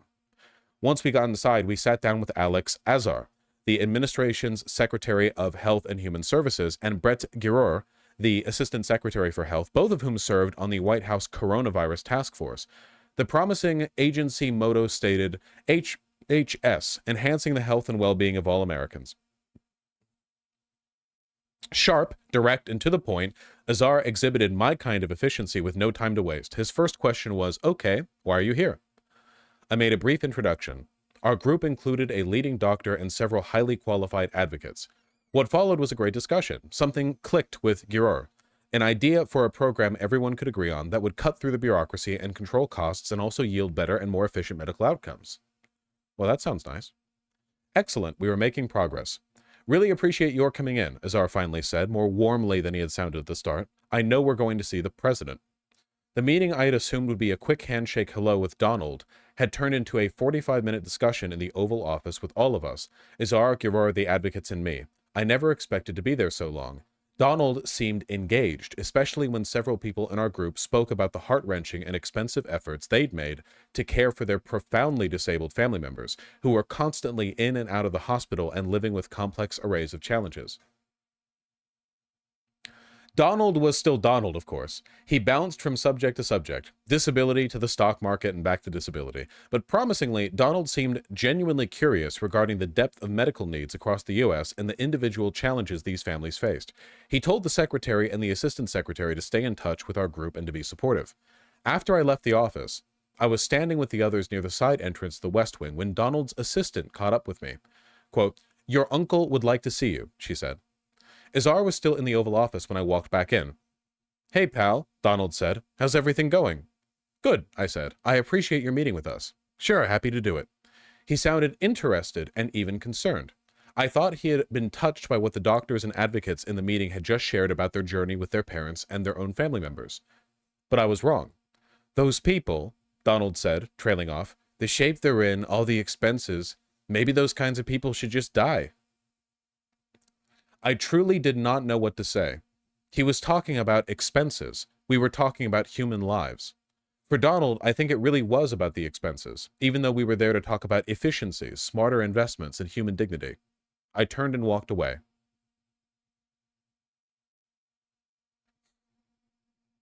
Pretty on brand, huh? Definitely New York businessman pilled. Demonic? Yeah, well, you know, you guys don't need a spiel from me about how Donald Trump is evil and doesn't care about anyone other than himself, and he's a rapist and he's a pedophile and a racist and a sexist. So, because all these things are true and you know them. We don't really talk about disability and ableism that much, partly because, let's be fair, ableism discussions online, you've got a 50-50 chance of things just being too soy from the onset. People talk about racism, sexism. Okay, I say 1 in 4 chance of soy. Ableism, you know, all I'm saying is, you know how it is. Yeah, knowers will know, okay? If you know, you know. Not to say that I'm not on the side of better treatment of disabled people, you know, in spite of what some may claim, some of the words that I use, I'm actually a pretty aggressive advocate for that sort of thing. Not only because I believe in, you know, the innate dignity of humanity and the moral righteousness of taking care of people, but also because it's objectively more efficient to handle disabled people better than we do now. Like, one of the most obvious examples of this is the fact that the government will provide you a stipend if you're disabled, if you can prove it and go through the bureaucracy, but you lose it if you ever have assets which exceed $2,000, meaning that if you're disabled and you need checks from the government and you're getting checks from the government and you don't want to lose those checks from the government, you can never own more than $2,000 of a thing. Not just $2,000 in the bank. If you own a car, no. If you own an e-bike, no. If you own a nice computer, no. That's just the one ownership, by the way. Factor in your owning clothes, factor in anything, like literally like you own anything. $2,000 for the total combined assets of your entire life. Yeah, do you have a PS5? That's like 1/4 of your government Yeah, do you have a bed with does your disability require that you sleep on a nice bed because of like back pain? Well, congratulations, bucko. That's it right there, you know? Yeah, your wheelchair? Yep, Vosh, I'm an SSI and it's a huge headache. And you're a tier 4 sub. Dusty Poncho, that's smart. Dumping your excess income into worthless shit so that the government can't use it against you and take away your SSI checks. I respect it. Yeah, high IQ move right there. The government will not. My man's hiding money all over the place, you know?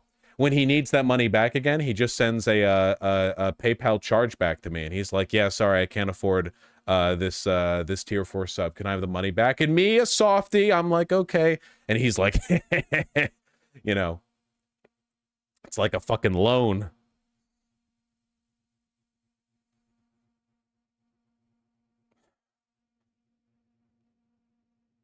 The application process is also really long and difficult and often requires you to debase yourself. Yeah, the application process is 2 orderlies like hit you with sticks and say like, can you get up now? Can you get up now? And if you do get up, they say you're not disabled and you lose the money.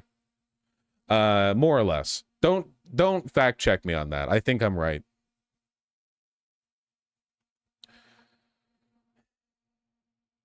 Bosch, my neighbor's wife, had to go live in an assisted living facility because they have assets. He has to pay $10K a month. His wife wants to die because he's slowly selling his farm to pay it. Yeah. That's horrible, you know? It's also one of the reasons why Republicans don't want to be out and about with it, because disability does not disproportionately strike left-leaning people. As we all know, women are woke. Black people, woke. Hispanic people, woke. Asian people, it depends on which side of the current race war in the city they're in is going, okay? But generally speaking, disproportionately woke, okay? But disabled people and the relatives thereof, totally broad, like across the spectrum, literally and figuratively, you know. You can't really rope them into the greater culture war, because who's gonna be convinced through the rhetoric of the Republican Party, like, yeah, the real enemy of the American people is the, you know, the greedy disabled grandmother that I have who gets government benefits. I don't think so. Not likely. We're not at Nazi levels of dehumanization of the disabled. All I'm saying is that, like, you don't have to reach that level for things to get really bad or worse. I mean, as people have been pointing out, and let me just refresh my memory really quickly, because I don't remember necessarily if this is the case. Project 2025 does, in fact, want to remove the American Disability Association, right? Is that not correct?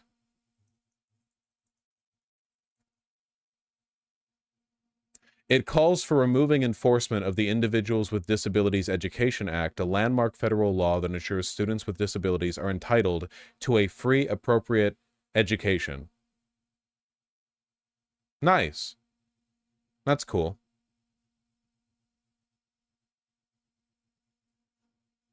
That's demonic? Yeah, well, the people who wrote Project 2025, to be clear, are Nazis. And I don't mean that euphemistically. The Heritage Foundation used to be like a pseudo-libertarian neocon think tank. They were writing articles about how, like, you know, immigration actually isn't that bad. When they realized, after MAGA, when they realized that wasn't, like, no one was listening to them anymore. No, the Republican Party wasn't listening to them anymore. Why would they? Their messaging was entirely out of line with the Republican messaging. They freaked out and had a reorganization, and when the dust cleared, the people who do the messaging at the Heritage Foundation now are history's greatest monsters. I'm really sorry. They're genuinely evil, and they hate you. They hate you more than you could possibly imagine. They hate you more than you love anyone. It's their entire life. The ADA is better than what some of Europe has. That's actually true. One thing I was really surprised by in Barcelona is that the accessibility of some of their, like, bus metro services. All I'm saying is I would not enjoy Barcelona very much if I had a wheelchair. In most American cities that I've been to, I feel like being in a wheelchair wouldn't affect my enjoyment that much, because the ADA, I mean, you've got a lot of ramps, elevators, you know, they're required to, but in Barcelona, man, holy shit, you know? Curbs? Yeah.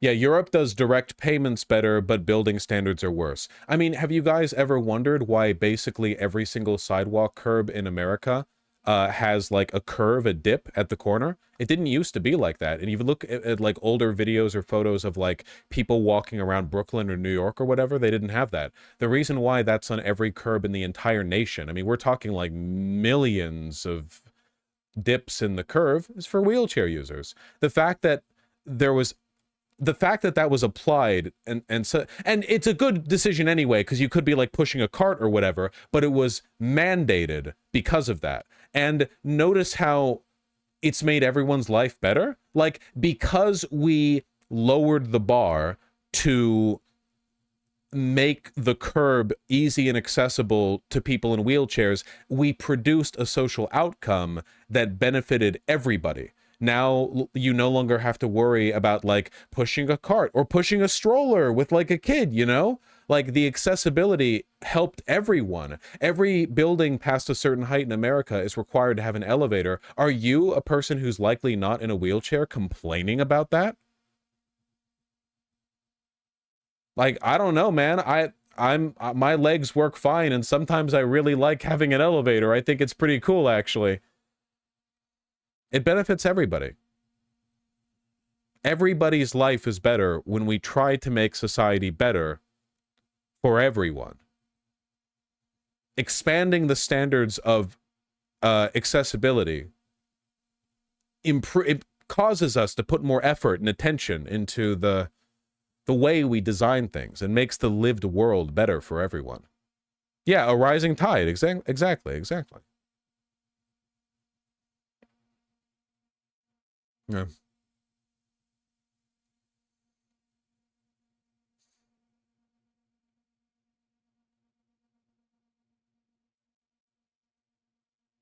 Thank you for talking about this. I'm actually about to have a mental breakdown. You're capable of predicting those? My brother lives from these assisted programs. If they win, he might actually die or be homeless. Ben675, I've got good news for you. If they win, a lot of people watching the stream might end up dying, okay? Don't worry. It's not going to be just your brother. It's not beginning and ending with the homeless. I'll tell you that much, okay? The Republican Party is openly campaigning on the ethnic cleansing of 15 million Latin Americans.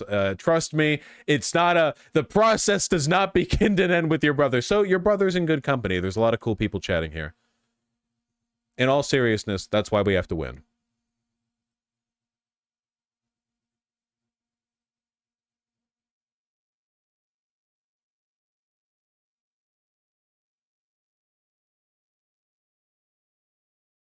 We have to become unburdened.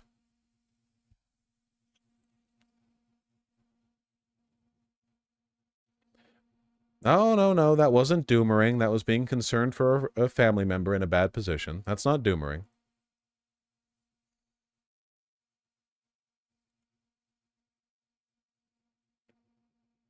Nuts, you must know there's nothing in the universe I'm less interested in.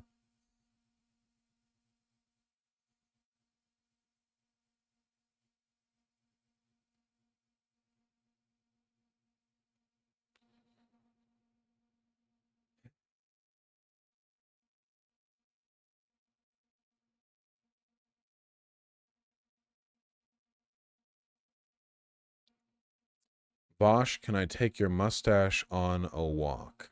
All right, congratulations. You've been selected.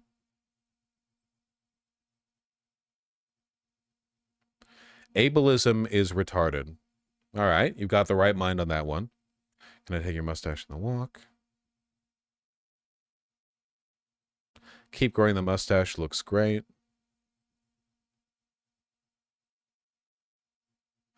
You know, I expected to see just a litany of sexual harassment, but it seems like for the most part you're well adjusted. You know, you don't have to be overtly sexual towards me. It's okay.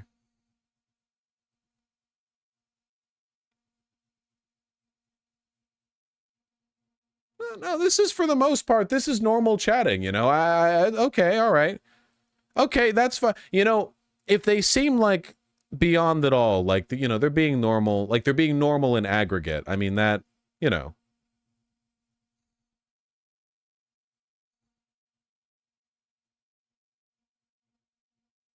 How do you feel about ableism with regard to neurodivergence, like autism, ADHD, etc.? In basically every policy and in every issue, I'm going to be in favor of better treatment of and better provisions for people who are neuroatypical. There are very few instances where I'm going to come at it with like a, oh, who cares, or harden up attitude. I basically just don't have those reactionary impulses, you know. The closest that I would get on that side of the fence is like when blind people say that you're erasing blind culture by providing newborn babies the like alterations to make them not blind or whatever, or like the deafness community. Yeah, deaf thing, not blind, deaf. Deafness thing. Though it'll happen with blind people too. And I honestly think that's a very small minority of people, and the discussion gets blown up. How many go outside? Say hi to people on the street. How many people do you have to say hi to before you find a deaf person who is upset about newborn deaf babies being given treatment to make them not deaf? Like, how many people do you have to find before, like, yeah, come on, you know, you're gonna be out there for a while. I don't think it's a real issue at the moment, Benjamin. How do you feel about accessibility options in video games? Everyone should be able to play video games regardless of their disability. I don't think there's necessarily anything wrong with a game not having an easy mode, but accessibility mode does not mean easy mode. Accessibility means like color options, or it means like your site, or like here, like it's about adjusting the UI settings, presentation, audio, and visuals of the game in order to make it possible for disabled people to play, not necessarily like, oh, you're autistic, congratulations, Morgott now takes 8 seconds to swing his club, you know? Yeah.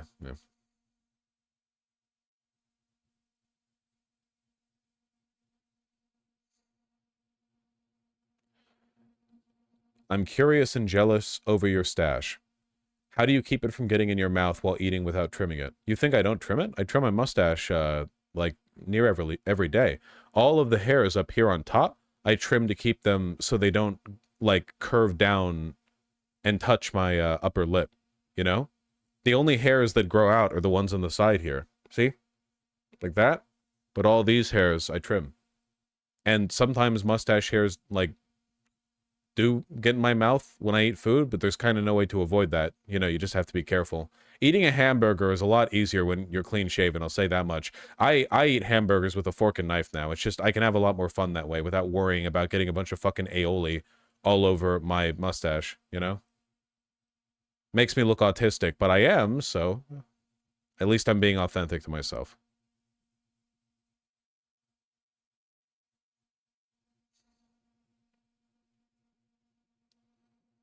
Use a wet wipe. Yeah, I don't want to be at like a family dinner and be using a wet wipe on my face. I don't want to get out the like Gerber's baby butt wipe 60 count like scented and be like and then like take another bite. I'll take the fork and knife. It's okay. I'll take the hit, you know?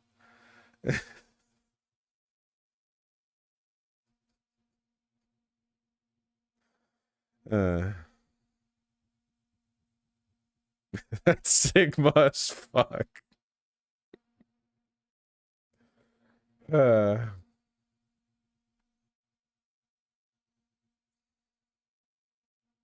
used to have mutton chops in high school for a little while, Josh Jossie. They weren't like a long-term decision. I just had them shaved in for like 2 days.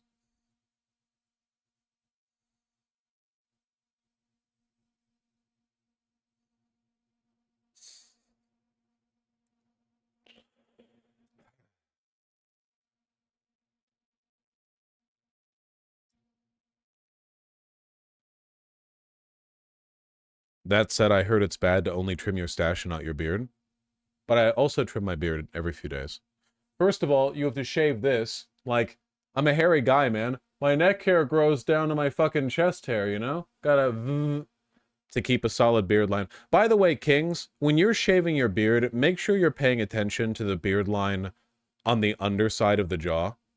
Like, there should be a good clean line here. Some of you motherfuckers are like cutting right under the jaw, so you have this like U horseshoe shape, which doesn't look good, you know? You just stick a nice line across, like, you know, nice and simple. You want to pay attention to that.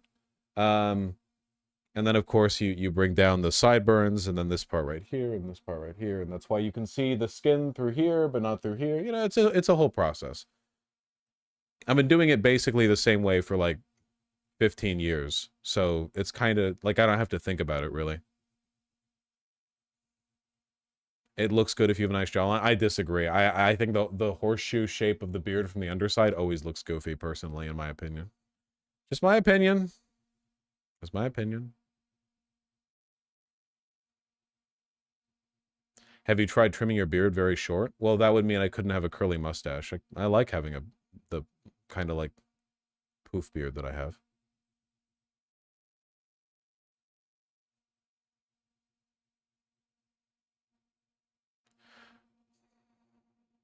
You've offended many Hispanics. Yeah, I'm trying to think if there's a way I can say this, but like every Hispanic beard trend that I saw in Los Angeles, I did not like it at all. I don't know why. Is it like not a thing in Latin America to grow full beards? Why is it always with the chin straps and the like 1/4-inch goatees? You know, why it was basically never a full beard, even though I see stubble where a full beard can be. Like, you can grow a full beard, motherfucker. I don't know why it's like a weird cultural thing. I don't know. And then you have like white guys in Appalachia who grow 2-foot long beards because they want to look like the Duck Dynasty guys. And then there's that thing where like in I'm speaking so broadly here, in like East Asia, like in Japan or whatever, basically everyone has no beard, but then if you see a guy with a beard, it's like a long wispy beard. You know what I mean? You see, like, everyone shaves, and then you see one guy with a beard and like a top knot, and the beard is this like really long, like pointed, wispy kind of like, it looks pretty cool, I'll be honest. I don't go for the super short, like using a protractor and ruler to line up the beard thing that I saw a lot in Los Angeles. I just don't go for that. I don't go for goatees in general, by the way. I think goatees are extremely unflattering. I don't like, I know that, like, I guess it's better, like the Tony Stark one is better than that like bushy goatee that was pretty popular for a while. I like the Tony Stark goatee more, but I don't know. I guess if you can't grow a full beard. I hate you, I hate you. Maybe I should stop talking before I alienate more of my clientele. But that's all I can grow. You know what we need to put some respect on? Just having a mustache. There's a guy that I found on YouTube recently who does some fashion stuff, but he's a really small channel, and he's so fucking hot, dude. Oh my... Oh, fucking God. Can I find him? Hold on. Let me see if I can... Edgy Albert. Here we go. This guy...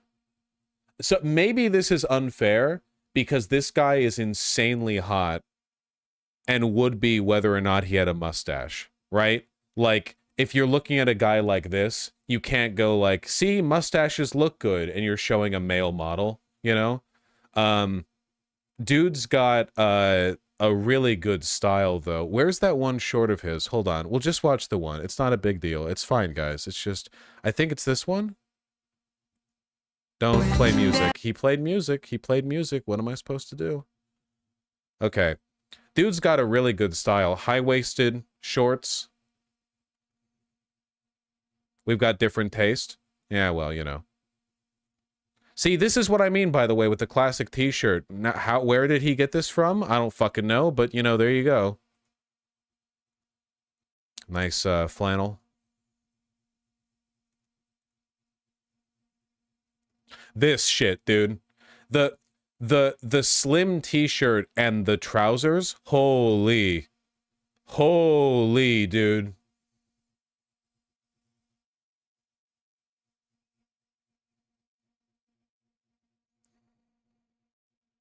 Looks cool, old school. Yeah. He has a style, like the mid-century American thing going on. All right, we see you.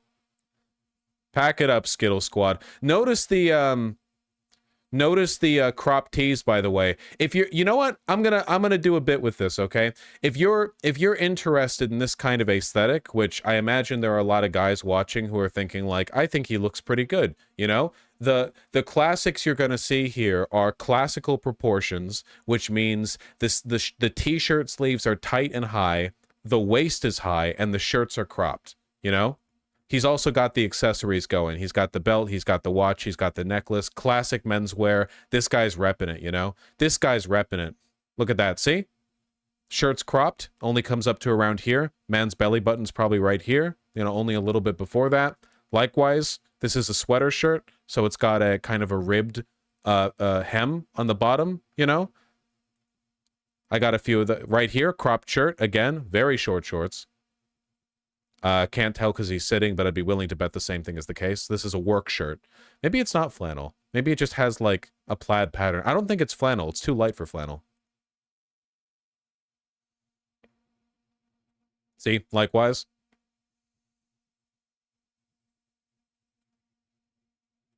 Likewise. See? Higher waisted. Belly button here. Waistline comes up right here, right beneath it. Obviously, I bet most of us don't look like this with our shirts off, but you know, in the clothing side of things. See, cropped shirt. I bet he cut this one himself because I don't see the regular hem.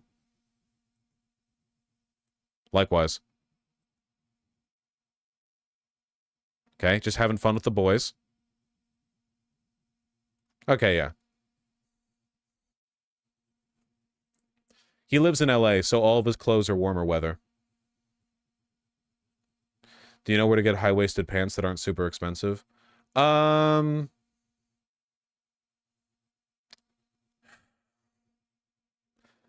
in a lot of cases, it's kind of like, I mean, Levi's 501s are relatively high-waisted. The women's section, there are a lot of considerations, you know? Can I buy Walmart shorts? It's not illegal. Okay. Let me read donos. I'm not getting caught in this cycle again where I don't read donos because I'm going over fashion, you know?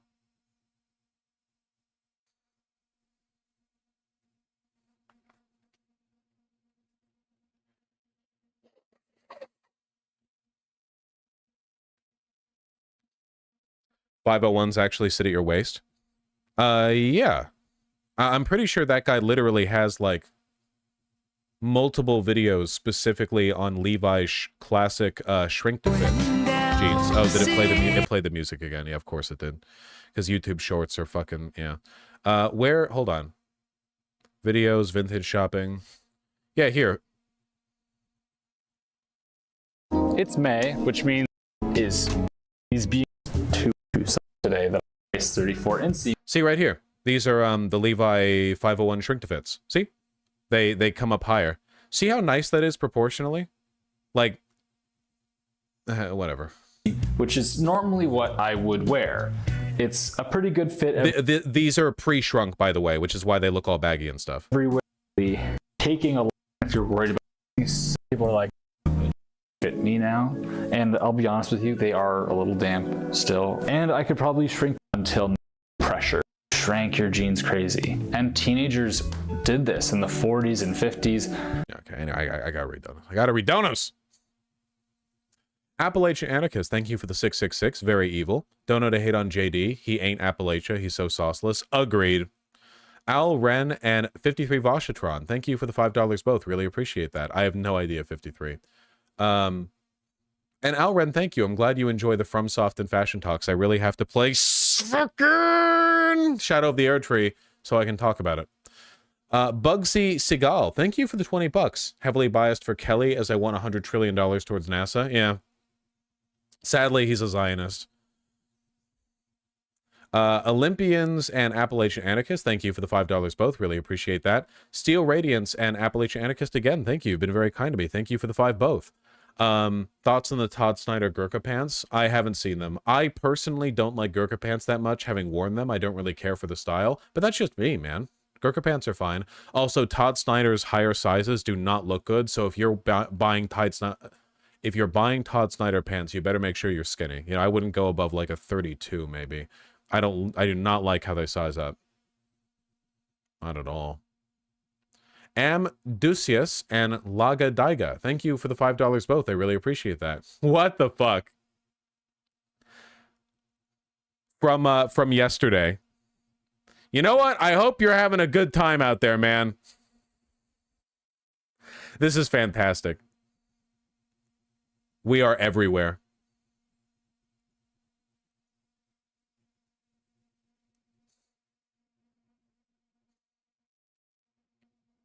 We are Legion. I'm saving that. That's going in the fan art folder. That's fan art.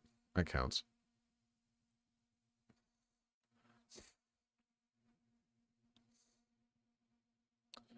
Fuzzy Dunlop and Chris Bots, thank you for the tier 1 subs. Likewise, Loserbox. Unironically Belgian, thank you for the gifted tier 3 sub. That's very kind of you. Underscore Ellie, thank you for the $15. Just got home from getting top surgery. Congratulations! So happy to have you to watch while I recover. Well, I ended last stream early, but you know, I hope that this, in addition, in aggregate, helps.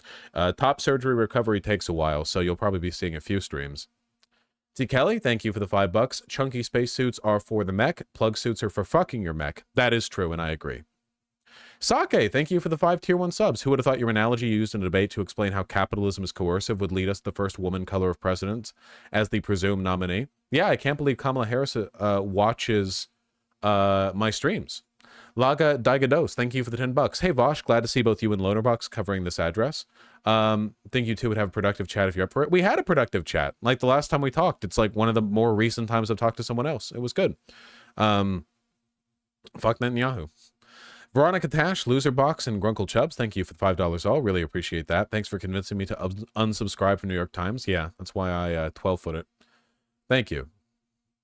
Sake, thank you for the 5 tier 1 subs. I half expected Biden's concession speech to be about corn pops, sodas, hot dogs, and all the other goodies you can get at concession stand.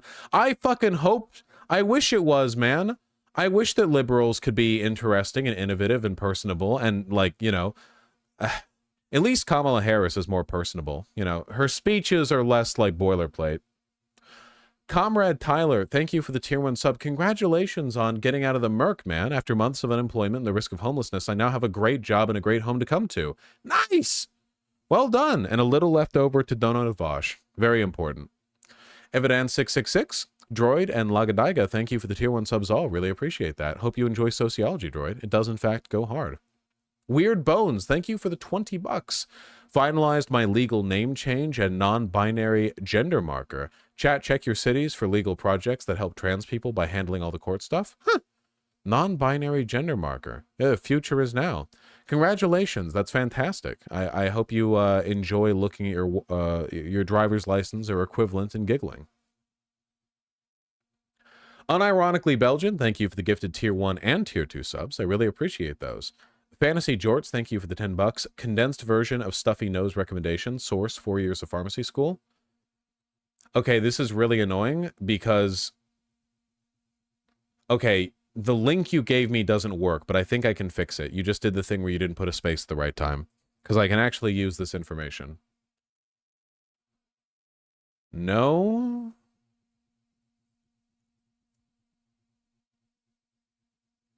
Damn it. You sent me a broken link, man. I would have wanted that. God damn it. Fantasy Jorts. Australis, thank you for the tier 1 sub. Lagadaiga, you've been very kind to me. Thank you for the $10. Unburdening one's balls. I need to do that tonight, that's for sure. Appalachia Anarchist, thank you for the $17.76 and $5 respectively. I really appreciate that. JD is a carpetbagging Peter Thiel puppet. True!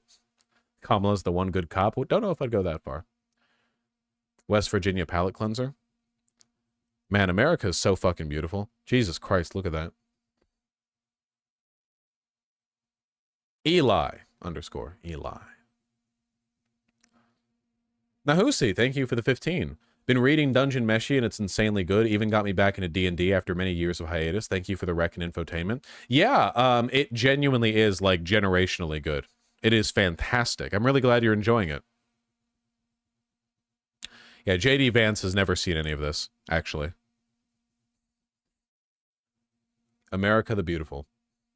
Not on fire yet. Thank you for the tier 2 sub. Really appreciate that. Dysfunctional Daisy, thank you for the tier 1 sub. Congrats on moving out of your toxic living situation.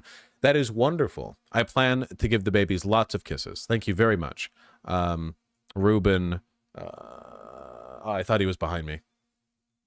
Not on fire yet. Thank you for the 3 tier 1 subs. Real men test during production. CrowdStrike according to Fireship. No idea what that means, but I'm sure some people watching do. DeGero, thank you for the $30. Very kind of you. So I'm on a business trip and the couple in the adjoining room is fucking loudly and it's too distracting to work, so I'm donating about it. At least someone's having fun. I mean, you could be getting distracted because the couple next door is fighting and then no one would be having fun, right? You know, at least there's that. Chief Keef Vinyl and Chicana Watts, thank you for the $5 both. Really appreciate that. Chicana Watts, good luck continuing to work for disability rights in California. That's fantastic. Well done. Doing more work than me. Get into streetwear, Vosh. I have opinions on like Japanese streetwear, but not so much on like, I guess, American streetwear. Chief Keef Vinyl.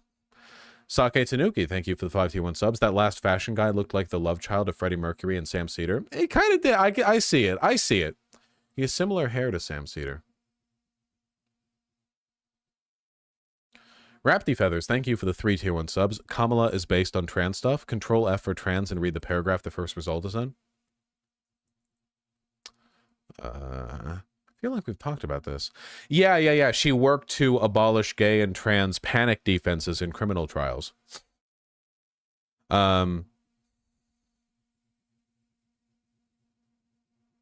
She received some criticism for a position she took as AG back in the state of California when it sought to deny gender-affirming surgery to a trans prisoner, but Harris has pointed out that when she was AG, the state's Department of Corrections was a client of hers and she had to represent its interest, but she worked behind the scenes to get the policy changed so any inmate requiring such procedures could receive them. Yeah, we talked about this during the primary process. When Kamala Harris became Biden's VP, we talked about it to some extent. She is genuinely pro-queer. Vosh, come on, you don't know Japanese streetwear. What is this? What is this? The world ends with us? Is that what this is? Which one is this? Which, like, DS? Yeah, I remember. Yeah, I got it. The world ends with you? All right, there you go. I'm on my shit. Xnorku, thank you for the tier 1 sub. Really appreciate that. Quotet, thank you for the $5. Two $5 donos. Some hopium on Gaza if Kamala wins. Speaking of Israel, Bitchby's applause was BS. Half the Democrats in the House Senate did show. Yeah, we talked about that during the speech. And Kamala Harris's stepdaughter, who is did Kamala Harris's stepdaughter really wear an ISIS shirt while like thirst posting?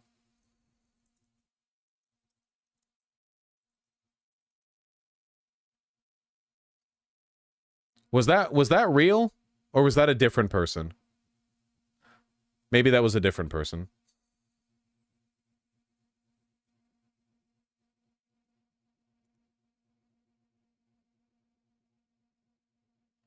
I think that was someone from Red Scare. That might have been someone from Red Scare. Whatever. All tall, skinny women look the same to me.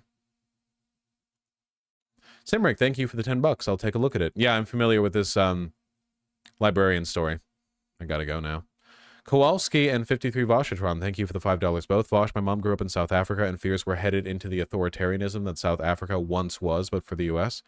Yeah, as long as the authoritarianism your mom fears is what South Africa was and not what it is now, then I share her sympathies. Breaded Hassar, thanks the $10. As a physically disabled person, thank you for doing this segment. As a mentally disabled person, shite. My pleasure. Holdo Real, thank you for the tier 1 sub. What do you think about the God set the rules, gave us free will, and let us cook kind of theistic thinking? I mean, it certainly makes more sense than the idea that the creator of the universe is personally involved in the lives of every single person running around. More interesting to talk about, you know, still theistic. Sleepy Joe Biden, first of all, sorry for the dropout. Thank you so much for the 100 tier 1 subs gifted. The white name Scourge continuing to be purged. I really, really appreciate that. Thank you very, very much. Bro, I went to jury duty and a red Gatorade cost $7. What the fuck? Yeah, the state pays for your wages on jury duty, but it pays basically nothing. They have to recoup their costs, okay? Apparently visiting my site cost you $500, so who can say which is the better bargain? Thank you. I really appreciate that. It's very kind of you.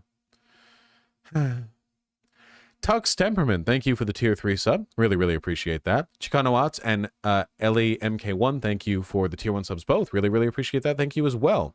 Good luck at the fundraiser, Chicano Watts. And Ellie, yes, these are indeed fire fits.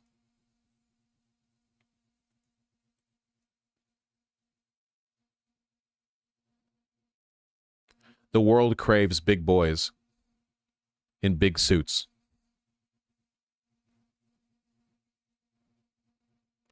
Underscore Eli.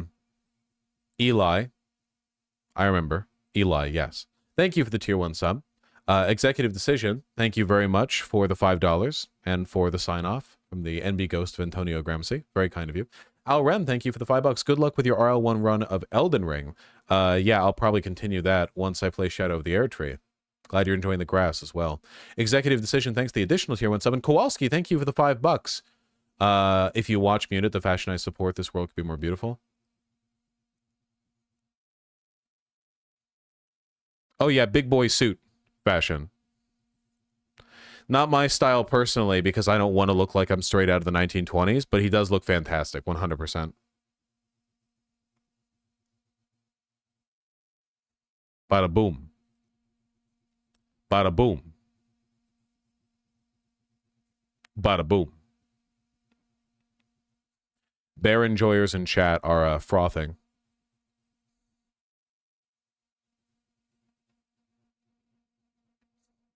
Thank you, 53 Boschatron. I'd like to believe my content has only gotten better since then. All right. I'm caught up on site chat. Oh, my nose is so stuffed. I really wish that one Imager link that had, like, potential solutions to that problem didn't turn out to not work.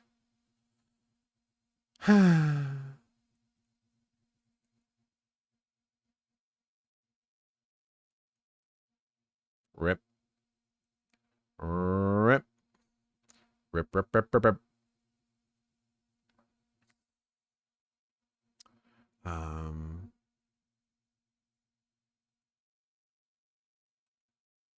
Okay.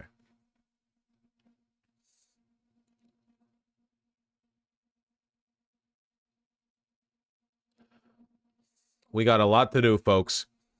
Sake, thanks to 5 tier 1 subs. Been offering free knife sharpening to my local neighborhood and met so many more people that I didn't know before. That's awesome. Yeah, it genuinely, like, any excuse that you can find to be sociable in your environment can do a ridiculous amount of good. Just generally speaking. Vosh, do you wear sunglasses? Not generally, no. All right. All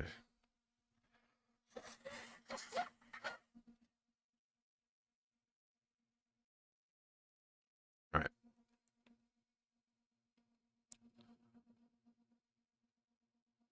Lightning Dash 31, thank you for the $2. Victorious Gardnersaurus, thank you for the 10. Benjamin does in fact spoil me. That is true. Benjamin, thank you for the $100. Kamala Harris / Stacey Abrams 2024. Watch us get a 50-state sweep because they can't hold themselves back. I really do wish that Stacey Abrams had a little bit more longevity to her political career, or that she has a comeback or something, because she did so much good work in 2020. Chinchilla, thank you for the $2. Millions of Dead Raccoons. And Benjamin, thank you both for the 5. I really appreciate that. Don't you dare annoy Mistress Lynn, Benjamin. Mika Gilfan, thank you for the $20. I believe in the Kamala redemption arc. I really do think that, like, Kamala is already starting from a much better position than most people currently operating in politics. I'll say that much. Fanta Consumer, thank you for the $5. I do canvassing for the PA Democrats, and I've never seen excitement like this. Fuck yes!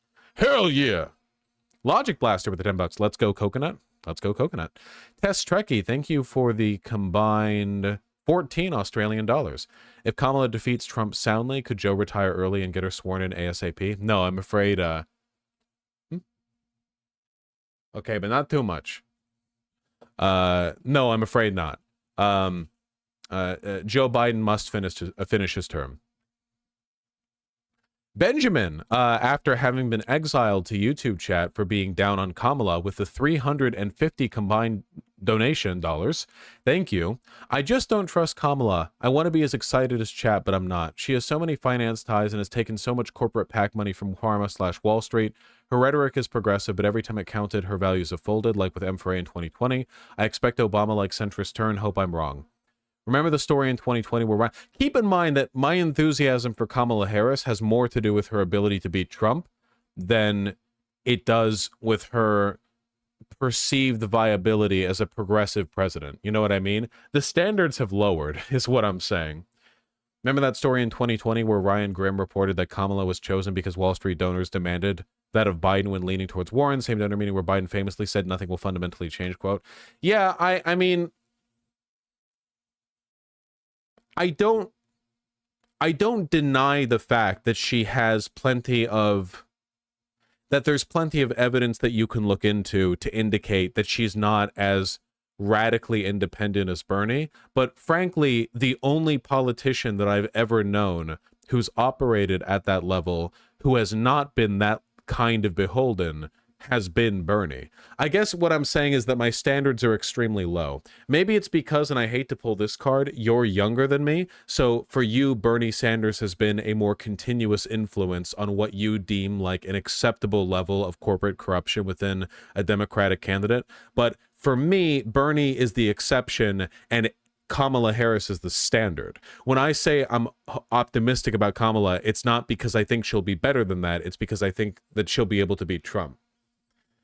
Now, mind you, that does not mean that I think your perspective is wrong. It is good to be less beholden. I love Bernie, you know. I guess it's just like the enthusiasm here is on different levels. I would love to be surprised by Kamala, you know. I would love for there to be a real turnabout. I think there's potential maybe for a turnabout. Biden did end up being better on organized labor than we expected. It was something that he'd been rhetorically good on, and then he committed in some specific ways, you know. Under him, the NLRB was able to make moves that we didn't really expect. We'll see, you know? It also seems like Kamala is being more aggressive than Biden in the attack ads. You know, Kamala's willing to refer to Donald Trump as a sex criminal, at the very least. So maybe Kamala's a little bit more willing to make the right kind of enemies? That's my hope. That's my hope. Shard Attack, Patrick Spitz, and Audrey, thank you for the $5 all. I really, really appreciate that. If Mark Kelly is picked, he should wear a spacesuit to the VP debate. I agree. I agree. EC Money, thank you for the $2. I'll give it a look when I have a chance. Jimothy and Tyler, thank you for the 5 both. I really, really appreciate that.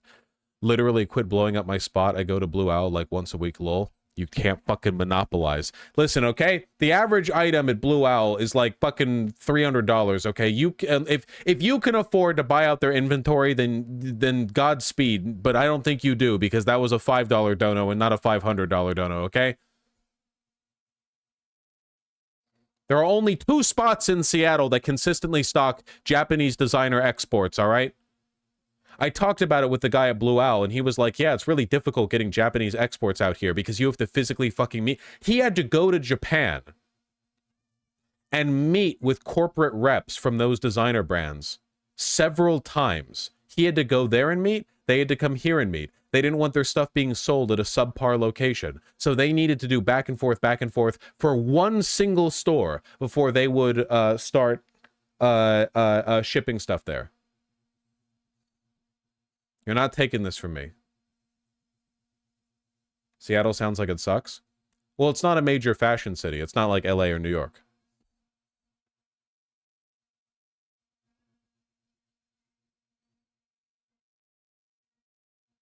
Seattle is mid, come to Portland. Battle of mid. What was that online seller of men's vintage inspired pieces? Bronson MTG. They're like the least expensive you're going to get for this kind of clothing.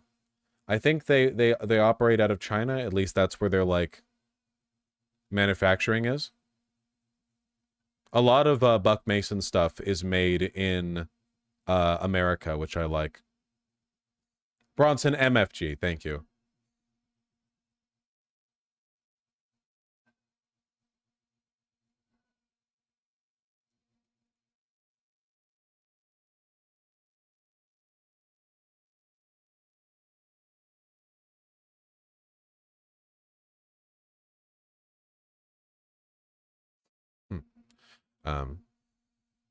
Tokyo is overrated, guys. I'm sorry. Eastlet, I'm not gonna lie, and I'm saying this as a white. I'm defending the honor of Japan. Okay. I don't know if it's possible to overrate Tokyo. Tokyo is like New York or like Mexico City, in that it's one of the cities. Like it kind of transcends the normal standards by which you rate a city and becomes its own thing. You know. It's so, yeah, I don't know.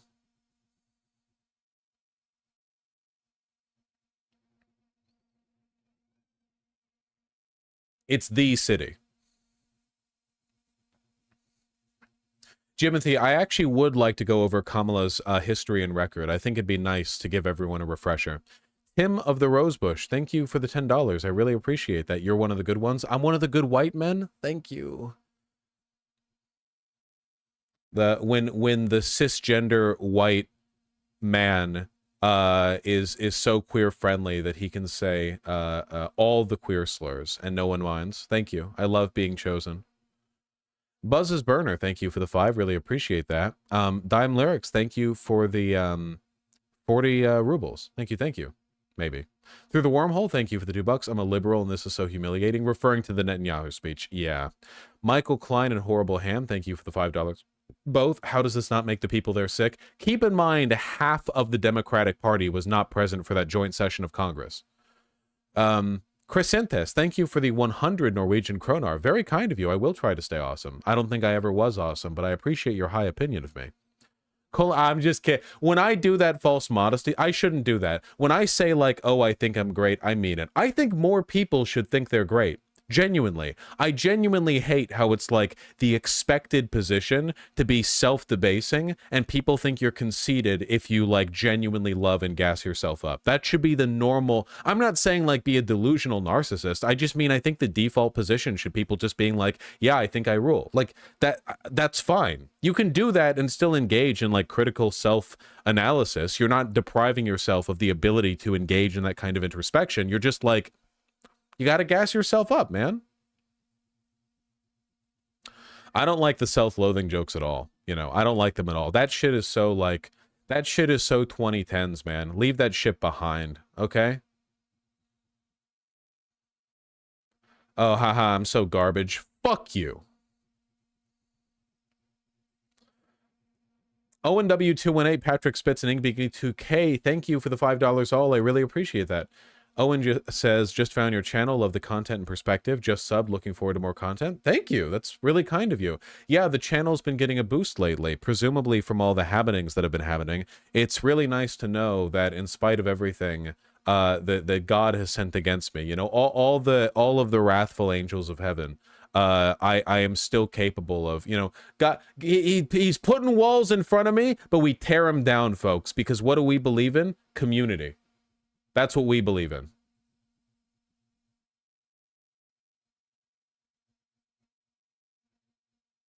It's the YouTube shorts. Yeah, I'm trying to be less of a control freak and just let the editors handle the shorts and the video titles and everything.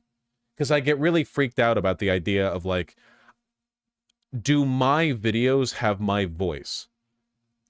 Are they titled in a way that is like me communicating to you? And the answer is no, but also they never could be, because I'm a human being who talks with words, and YouTube video thumbnails and titles are 100 characters and an image. It's not the same thing. It can never be my voice. So I need to not, like, I get weird about it. I feel like, I don't know. It's a control freak thing, you know, no one's perfect. No one's perfect. Not true, they're pretty good. No. I'm not meaning to say that I have any doubt at all in the way that the videos are produced by the editors. I'm talking purely about the thumb and the title, because that's something that I fixated on. Not that, unfortunately, Tempest and Ryan aren't given that much room to do editing, because they make like 3 to 4 videos a day between 2 channels. You know, like we're not getting like Mr. Beast edits out here on like, yeah, man, you need to get this video uploaded 8 minutes after the stream ends. And I don't fault them for that at all. Christopher Metcalf with the 21 bucks. How do we address people saying that we've been slurping Biden's cock this entire time? I mean, I've been pretty kind to Biden on the organized labor thing. Apart from that, I genuinely do not feel like I've been much of a Biden stan, you know? I genuinely don't. I mean, I've been pretty consistent in holding that I believe that he's much better than Trump, and a lot of my advocacy has been framed in that light. If I thought that Biden was amazing on his own, I wouldn't have to constantly frame it in that light.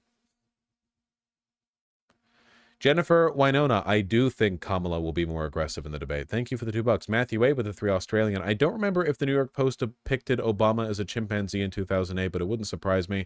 Benjamin, thank you for the 10 bucks. Good luck meeting with PV tomorrow. Hey, have a good time out there. Thanks to the guy in chat who helped make that happen. Hey, if you're there, have a good time. Javier Ramirez, YouTube is forcing me to choose ... And Adrian Jipov, thank you for the $5 all. I really appreciate that.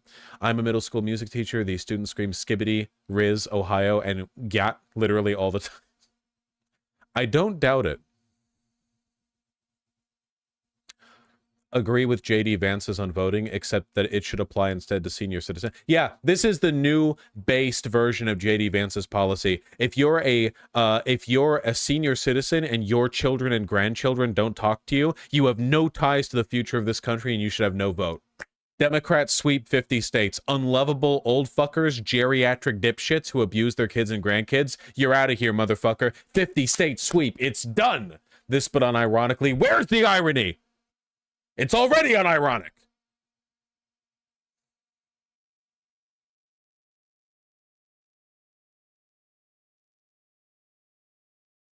Corey Klosik, thank you for the $10. Tim Walt segment tonight. No. I'm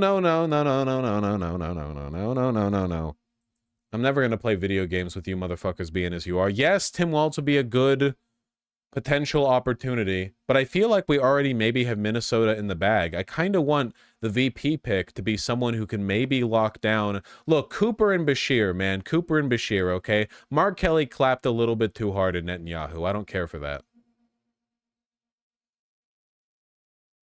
Nova Star with the $5. Which potential VP is the most pro-Palestine?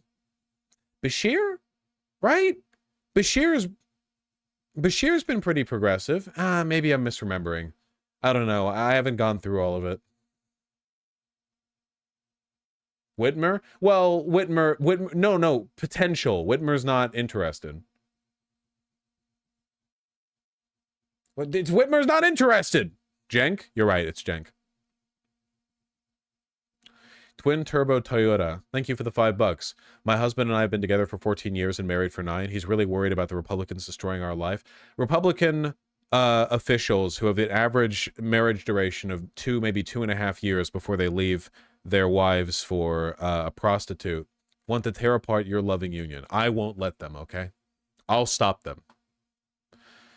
Benjamin, thank you for the... Benjamin's just rolling it out, by the way. Benjamin, thank you so much for the $100 dono. You need to make the Walk Tua, the polls thing, a YouTube short. Yeah, that one would be pretty good. Yeah. Yeah, it's true.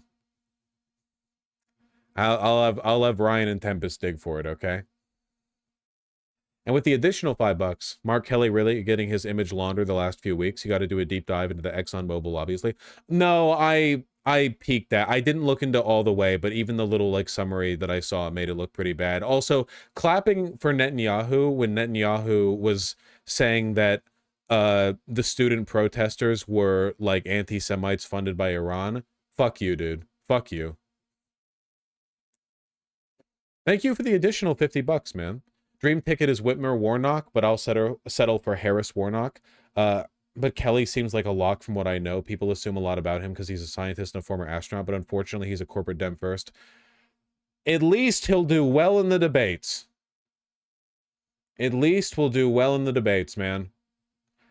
You know, if nothing else, at least astronauts are basically by definition exceptional people. So we can expect him to do well in the debates, man. The Gentleman Blacksmith with a 5. Vance definitely isn't one of us. Appalachians don't suffer fake people quietly. There is a pride in that region. I mean, there's also a lot of poverty and drug abuse and presumably incest, and I'm guessing there's a lot of domestic abuse there, and I'm guessing that Appalachians listen to bad music and dress like shit, and I'm just, basically, I'm engaging in like unabashed classism against your entire group, but it's more okay because you're white. But also, you don't suffer fake people. You know, listen, okay? My opinion on Appalachia will change from backwater hick to heart and soul of America when they stop voting for every Republican who promises to give them their coal jobs back, okay? That's all I'm saying, all right? They need more drag shows and less falling for that shit. I'm really sorry. Like, if Appalachians don't suffer fake people, why do they keep falling for that one? I don't know. That's all I'm saying. It's not real classism. It's veiled classism, okay? So,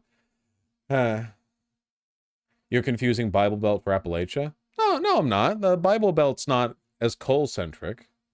The Bible Belt, you know, they've got their own thing going on. With Appalachia, it's like, you know, the coal mine closed or whatever.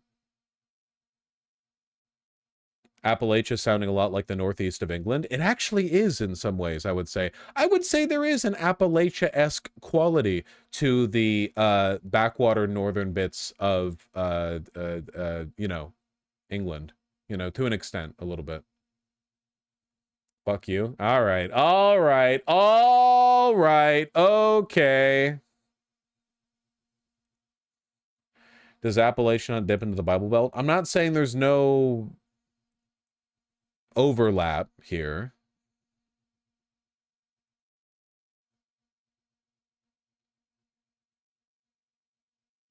Savvy Swigger with the $5. You said we won't get Blorth, Carolina, and I took that personally. I've gotten 4 friends to agree to canvas with me next week. Yo! Blorth, Carolina is real. Listen, Blorth, Carolina will go harder this year than Blorgia did in 2020. Okay? Do you have any idea how funny it would be? Like the Mason-Dixon line reaching down further south. Like you get, like Virginia's already blue, man. And then you go that much farther down and it's like, we're dragging you up. You know, we're engaging in reconstruction. Okay? All I'm saying is like that if it happens, it happens. Daniel Chick with the 15 Australian. Did you see the Gay Furries Hacking Project 2025? Yes, I did. I think I got a segment out in that. At the very least, I talked about it. Yeah. No, wait, I didn't talk about it. I just thought about talking about it because it happened while I was on vacation. I should talk about it. Zidon, thank you for the $10. Hey, I just started watching your channel. Hello. I enjoy your takes in politics, but I'm quite green to it, so sometimes I can get a bit confused with some of the vocab, but thank you. Yeah, this is probably a consequence of the like cultural environment that I'm in, because I cover politics, but the way I deliver the information is very like permanently online live streamer focused. So I don't do what maybe, I don't know, the Rational National or Figueroa or Sam Cedar will do, where it's not even a politics 101 thing. It's just like the rhetoric you use to present the information, whereas I'm like, this thing happened, but you know, you say it the other day, ow, fuck! See that? All that? That was intentional. I didn't just hit my hand on my microphone accidentally. That was all an example of the unprofessionalism with which I deliver,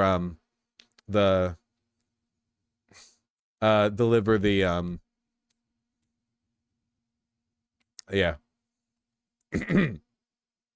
Thank you for your support. That really hurt. No, we got it. We got it? Okay. Didn't break anything. No, it doesn't hurt that much. All right. Haktua the Pulse.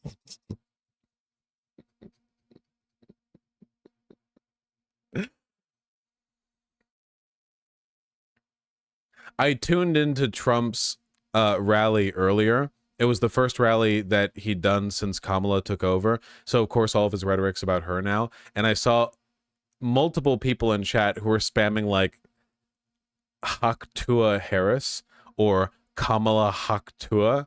And I don't know, man. I don't know. Sometimes, man. Median voter syndrome. Yeah. Benjamin Gilbert Lift, thank you so much for the $20. Not $20, $200. Thank you very much. You're being very generous to me today. And frankly, I don't deserve... Oh. I don't think that's self-debasement. I sometimes you guys really do wild out. Thank you very much for the $200 donos. Dono. Thank you. I think you're right about my age affecting my standards. I do worry that another Obama centrist with progressive rhetoric who takes a Clinton turn will lead to an even more dangerous MAGA in 2028. We need to win, then disprove their ideology by helping Americans to really be safe. Let's be clear, completely agree, 100%. Honestly, I'm not going to lie, and maybe this is a little bit like my weakness in terms of my vision. I have been so sure that Trump was going to win that any light on the other side of the tunnel is making me not think as much about the future, at least a little bit for right now. I agree, though. Look, the one advantage is that no matter what, Trump basically can't run in 2028 because past a point, like, he's just gonna be too old, man. Like they can't wheel him out, you know, like past a point. Though honestly, God knows, the evil do live long. Henry Kissinger lived how long? You know, I don't know. He'd be so old, man. Whatever the case may be, like, I agree with the underlying logic. Kamala Harris can't just be another Biden, another Obama, another Clinton, another whatever, you know. We need something transformative, something that addresses the underlying logic, the sort of the dialectic has to advance, you know. You have like ratcheting ideologies on both sides, where you have like neoconservatism by Reagan being met by neoliberalism under Clinton, and then neoliberalism under Clinton is met by a kind of stalling period, Fukuyama, end of history. And then what do you get past a point? You get pseudo progressive post 2008 housing crisis Obama neoliberalism with a smiley face drawn over it. And then what do you get in response to that? You get Donald Trump. You get fascism. You know, you had the MAGA movement, but it was preceded in Obama's time by the why am I blanking right now? Come on, the caucus and rallying group within the Republicans. They were like much more aggressive and militant. The Tea Party. Thank you. Yeah. The Tea Party group, and then from that, MAGA kind like. Many of MAGA's roots grew from there. And then you have like on the right, you have the next ratchet in the dialectic, right? You have fascism. Now, what defeats fascism? Well, you can literally defeat fascism, circa what happened to Germany, you know, that gets a little bit wacky. Or ideologically, what do you do to counter fascism? You have socialism, the natural enemy of fascism, the natural dialectical response to the counterpoint. Why do you feel this ennui? Why do you feel this alienation? Well, you feel it because you, the proletariat, even if you're reactionary, are removed from the fundamental levers of power, and socialism like amends this. That's why they're the counter. That's why the Nazis had the socialists killed first. They were killed before even the Jews, the communists and the union organizers and what have you, because they were the immediate political opponents. Unless the Democrats are able to at least touch on that advancement, as Bernie Sanders gave many people false hopes the Democrats would move in that direction. I'm not saying that's Bernie Sanders' fault. I'm just saying people were hopeful. I agree. Is what I'm saying. I agree. I agree, and that's what I'm saying. Okay.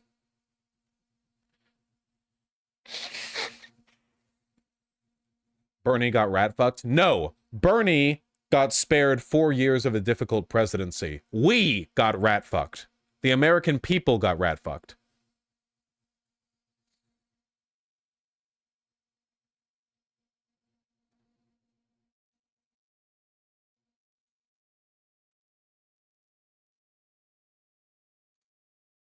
I don't like the rat fuck language, but it's a very satisfying word to use. Oh, Aoife. Are you actually Aoife? All the way back to 2022. Yeah, I guess you are. Sup? Yeah, Pog. I wasn't listening. Can you repeat all that? Fuck you. Vorg, thank you for the $5. You're a real one, Vosh. Thank you. A real white man. Not many of those these days because of wokeness. Smelany and 53 Voshtron, thank you for the $5. Really appreciate that. No, Biden could resign. Voshatron. I'm just saying he shouldn't. It would be unnecessarily disruptive. Kamala Harris should focus on campaigning right now, not being the president. Congratulations on being near finishing your degree, Melanie. Adam Man and Johnny America, thank you for the tier 1 subs. I really appreciate that. Thank you, John America, for tuning in. And congratulations on your protest getting a ceasefire ordinance in Burbank, Adam Man. That's fantastic. You know, Burbank could use some good news. Frankly, I'm not going to lie. I've been to Burbank many times. It's never sold me on the place. I go there, wow, you have such a storied history with movie making. Now, can you explain to me why you suck? You know, maybe this will improve the place spiritually. The vibes will improve. That'd be nice.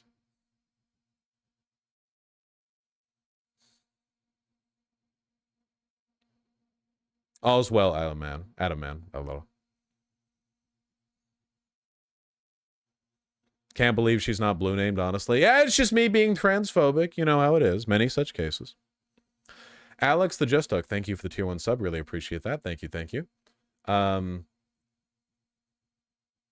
Alex H, the $5. I'm cuckoo for coconuts. Me too. Benjamin with the additional $50. Thank you very, very much. Oh God, if I really want to, genuinely, it's like I get back from vacation and I'm sick, and then like as I'm coming off my sickness, Joe Biden drops out, Trump assassination. Like, I should be getting close. Maybe I can spare a day tomorrow. That'd be nice. That'd be nice.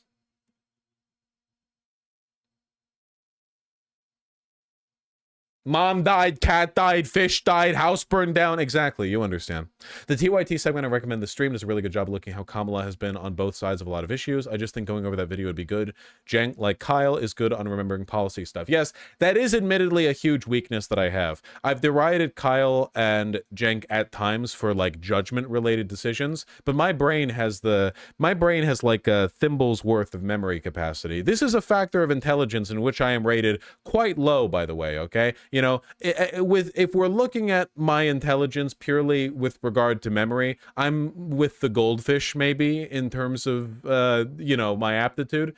I don't do very well with that sort of thing, which is much to my detriment. Having an encyclopedic knowledge of policy can go a pretty long way when it comes to making the snappy arguments. But, yeah. Dark Wolf Games, thank you for the $5. Really appreciate that. Haven't voted since 2008, but you've convinced me we got to go full coconut. Full steam ahead, man. She's going to be the greatest president there ever was. Maybe. Evan Stormbrand, thank you for the $20. I worry people think Project 2025 disappears if Trump loses. There needs to be consistent organization. Oh, there needs to be consistent something. For the people who made Project 2025, oh, there's something. It's, you know, I don't, you know. And what am I, the solution man? I don't know. What solution? Maybe something. All I'm saying is something.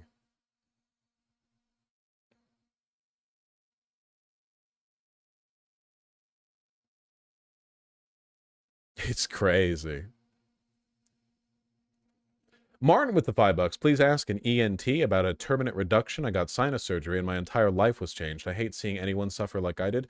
Turbinate reduction. Okay. I'll look it up. I'll look it up. Okay. I just don't like the idea of deferring to surgery because, I don't know. I'm also medically uninsured because insurance is gambling and I follow God.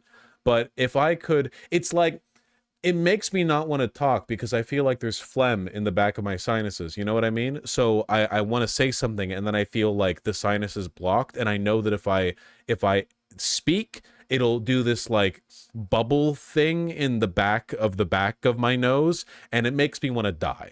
So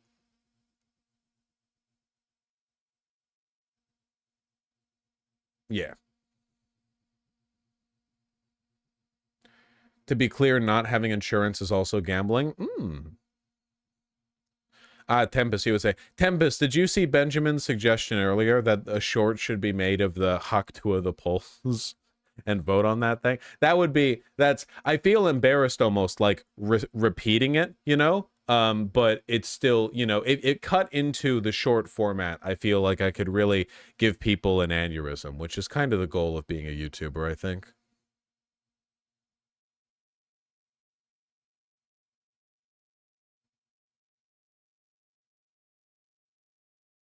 Thank you, Tempest.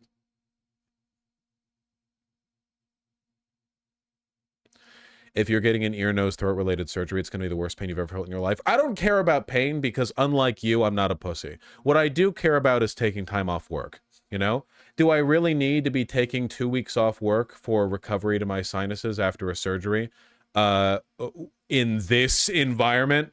Who the fuck knows what's happening tomorrow, man? I'm not even writing out my stream titles the previous night anymore because I know that every day I wake up and it's like, oh, wow, more fucking future history lessons have happened in, like, yeah. Politics is back, Aoife, but I want Elden Ring to be back. I still need to finish Thousand Year Door.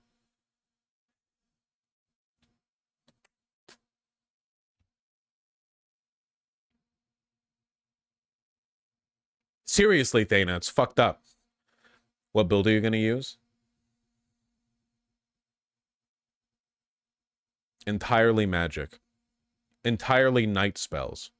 So they don't dodge them. And I'm going to run away, and I'm not going to observe any of their attack patterns. It's going to be great.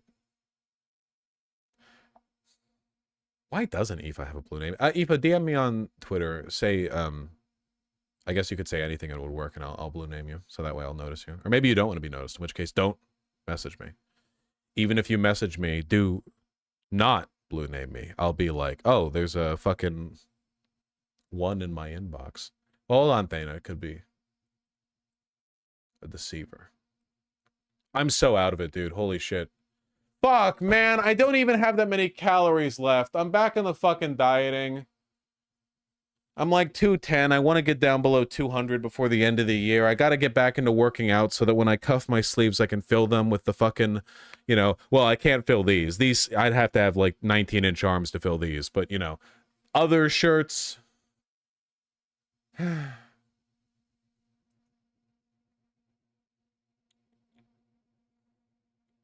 So you can flex while you flex. Dude, I'm so weak now. I'm so fucking weak. Hold on. What's my... Wait.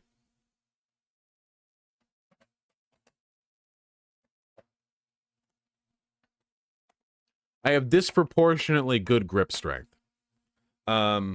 What's your bicep circumference? It's probably 14 inches. My arm's usually 14 inches if I'm just chilling and not working out. I've always had good grip strength. Let me see what my current grip strength is. The highest I've ever gotten on this, I think, is like 148 pounds of grip strength. You know, you just like... Oh, wait, you have to calibrate it? I don't want to... Here.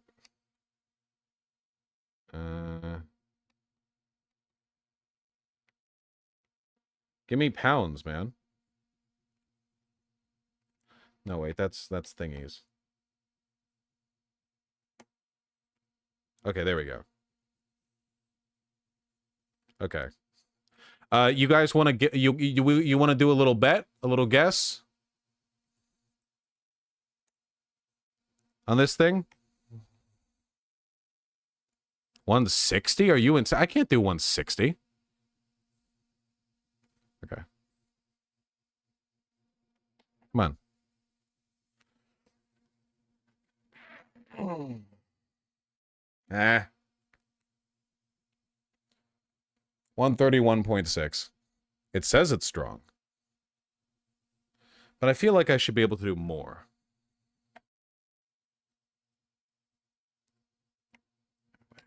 Hey, left arm. Okay. No, I think that was lower. Yeah, 128.6.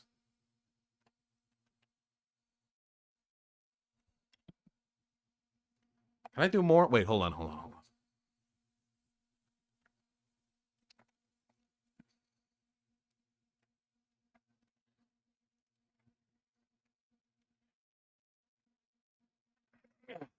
Nah, 129. We're set on that. Whew. Weak? Yeah, I know. All right.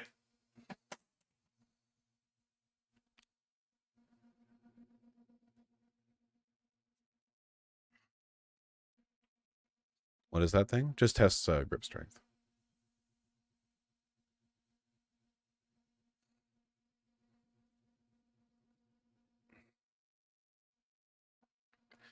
Yeesh. I don't really have time for a full segment on this right now.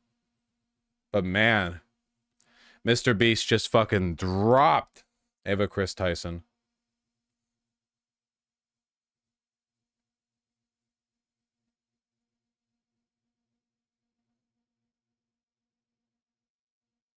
Who? Mr. Beast is a popular YouTuber.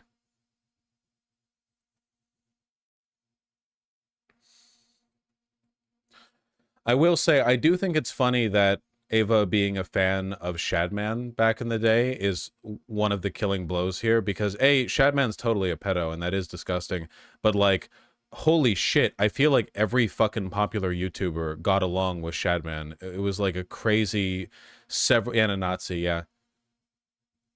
It's crazy, crazy shit. Some still do. I don't hear anyone mention Shadman anymore.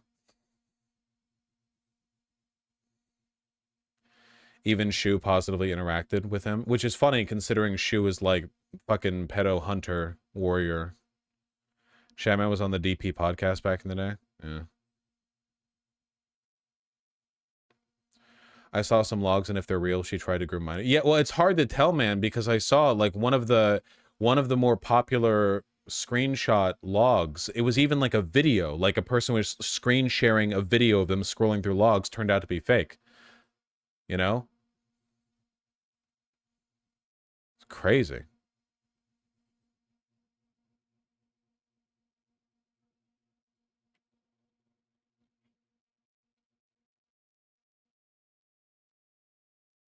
I appreciate the offer, Big Big. I can't promise anything. I don't tend to have folks on the stream anymore.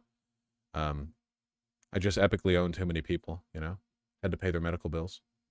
I need to finish these donos, man. I need to get out of here so I can enjoy the remaining 800 calories of my evening in peace, okay?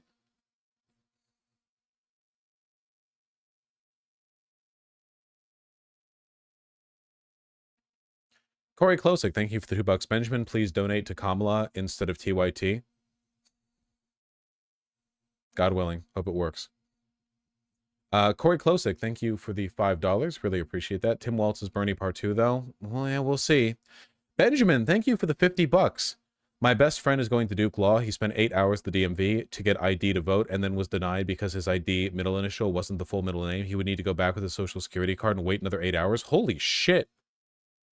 Voter ID laws coming in clutch, man. Jesus Christ. God.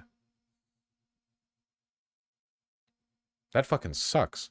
And with the additional $10, I think going Bashir is the better move will help confuse the Christian nationalists and even possibly split their vote. The DEI white flashbang of his family will bring out stand progressives. Yeah. Christian progressives, yeah. Joseph Loke, thank you for the 50 shekels. May Americans one day be as free to criticize the Israeli government as Israelis are without getting called anti-Semitic. Yeah, God willing, one day, one fucking day. And then Benjamin donated $10 3 times in a row. Man, you are really financially glazing me, man. Look how much more dangerous Trump got after losing in 2020 as opposed to how he was when he just won. Not to mention press may have goaded him into more stimulus. I do worry because of this. YouTube chat is turning on me now. They want me to use site chat. Well, that's not going to happen until the character limit is increased. Lamau, I'm a talker. You're a yapper, man. Also, super chat censors the most random shit. I need to make a list sometimes. It's wild. But if I increase the text limit on the site, then people donate, they yap at me. I can't read all the yaps. I need to leave. I expected to go 45 minutes ago. Justin Hanala, thank you for the 20 Australian. They say the good die young, so what does that say about those who run the world? Much love, Vosh. I mean, man, how long it took Kissinger to go? I feel like it's fairly self-evident. Chicano Watts, thank you for the $5. Oh, I would love to transfer all of Benjamin Gilbert Lift's donations, the Harris campaign, but... Oh no, not the button that makes me spend it on rent and food.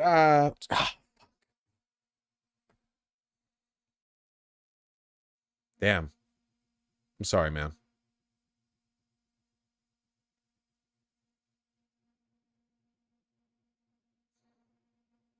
Please, bitch, you're not that broke. Do you have to be broke to spend your money on rent and food? Low Life, thank you for the tier 2 sub. Been enjoying your content for 4 years. Now time to do my part. We're taxing you.